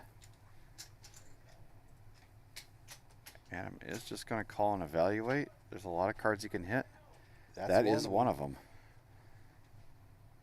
We might see Scott. Did that give Scott a straight? No, it did not. It did give him 2 pair, though. Or 2 better pair. More than half of his stack in now. And this would be all in for Scott to call. 3.2 bigs behind. He might not want to grind it out. He did call it. Yep. He has to show it down, and he is going to be eliminated. And just like that, Adam is going to be our grand champion of the PLO event here at the Spring Showdown Series. Congratulations to him. Incredibly well played final table. Picked his spots, got lucky when he needed to, and at the end hit a heart, going home with 62.65 for his efforts. Let's go. Final thoughts, Pizza? Well played. I mean, you saw the guys that were able to make big folds survive the longest, and that's really what it comes down to in this game, is that, you just got to be able to not go crazy. Yeah, they picked their spots. They did well. Congratulations to all of our competitors. Come on down here starting tomorrow for the main event. The last time you'll hear me talk about it. Thanks for watching, everybody. Have a great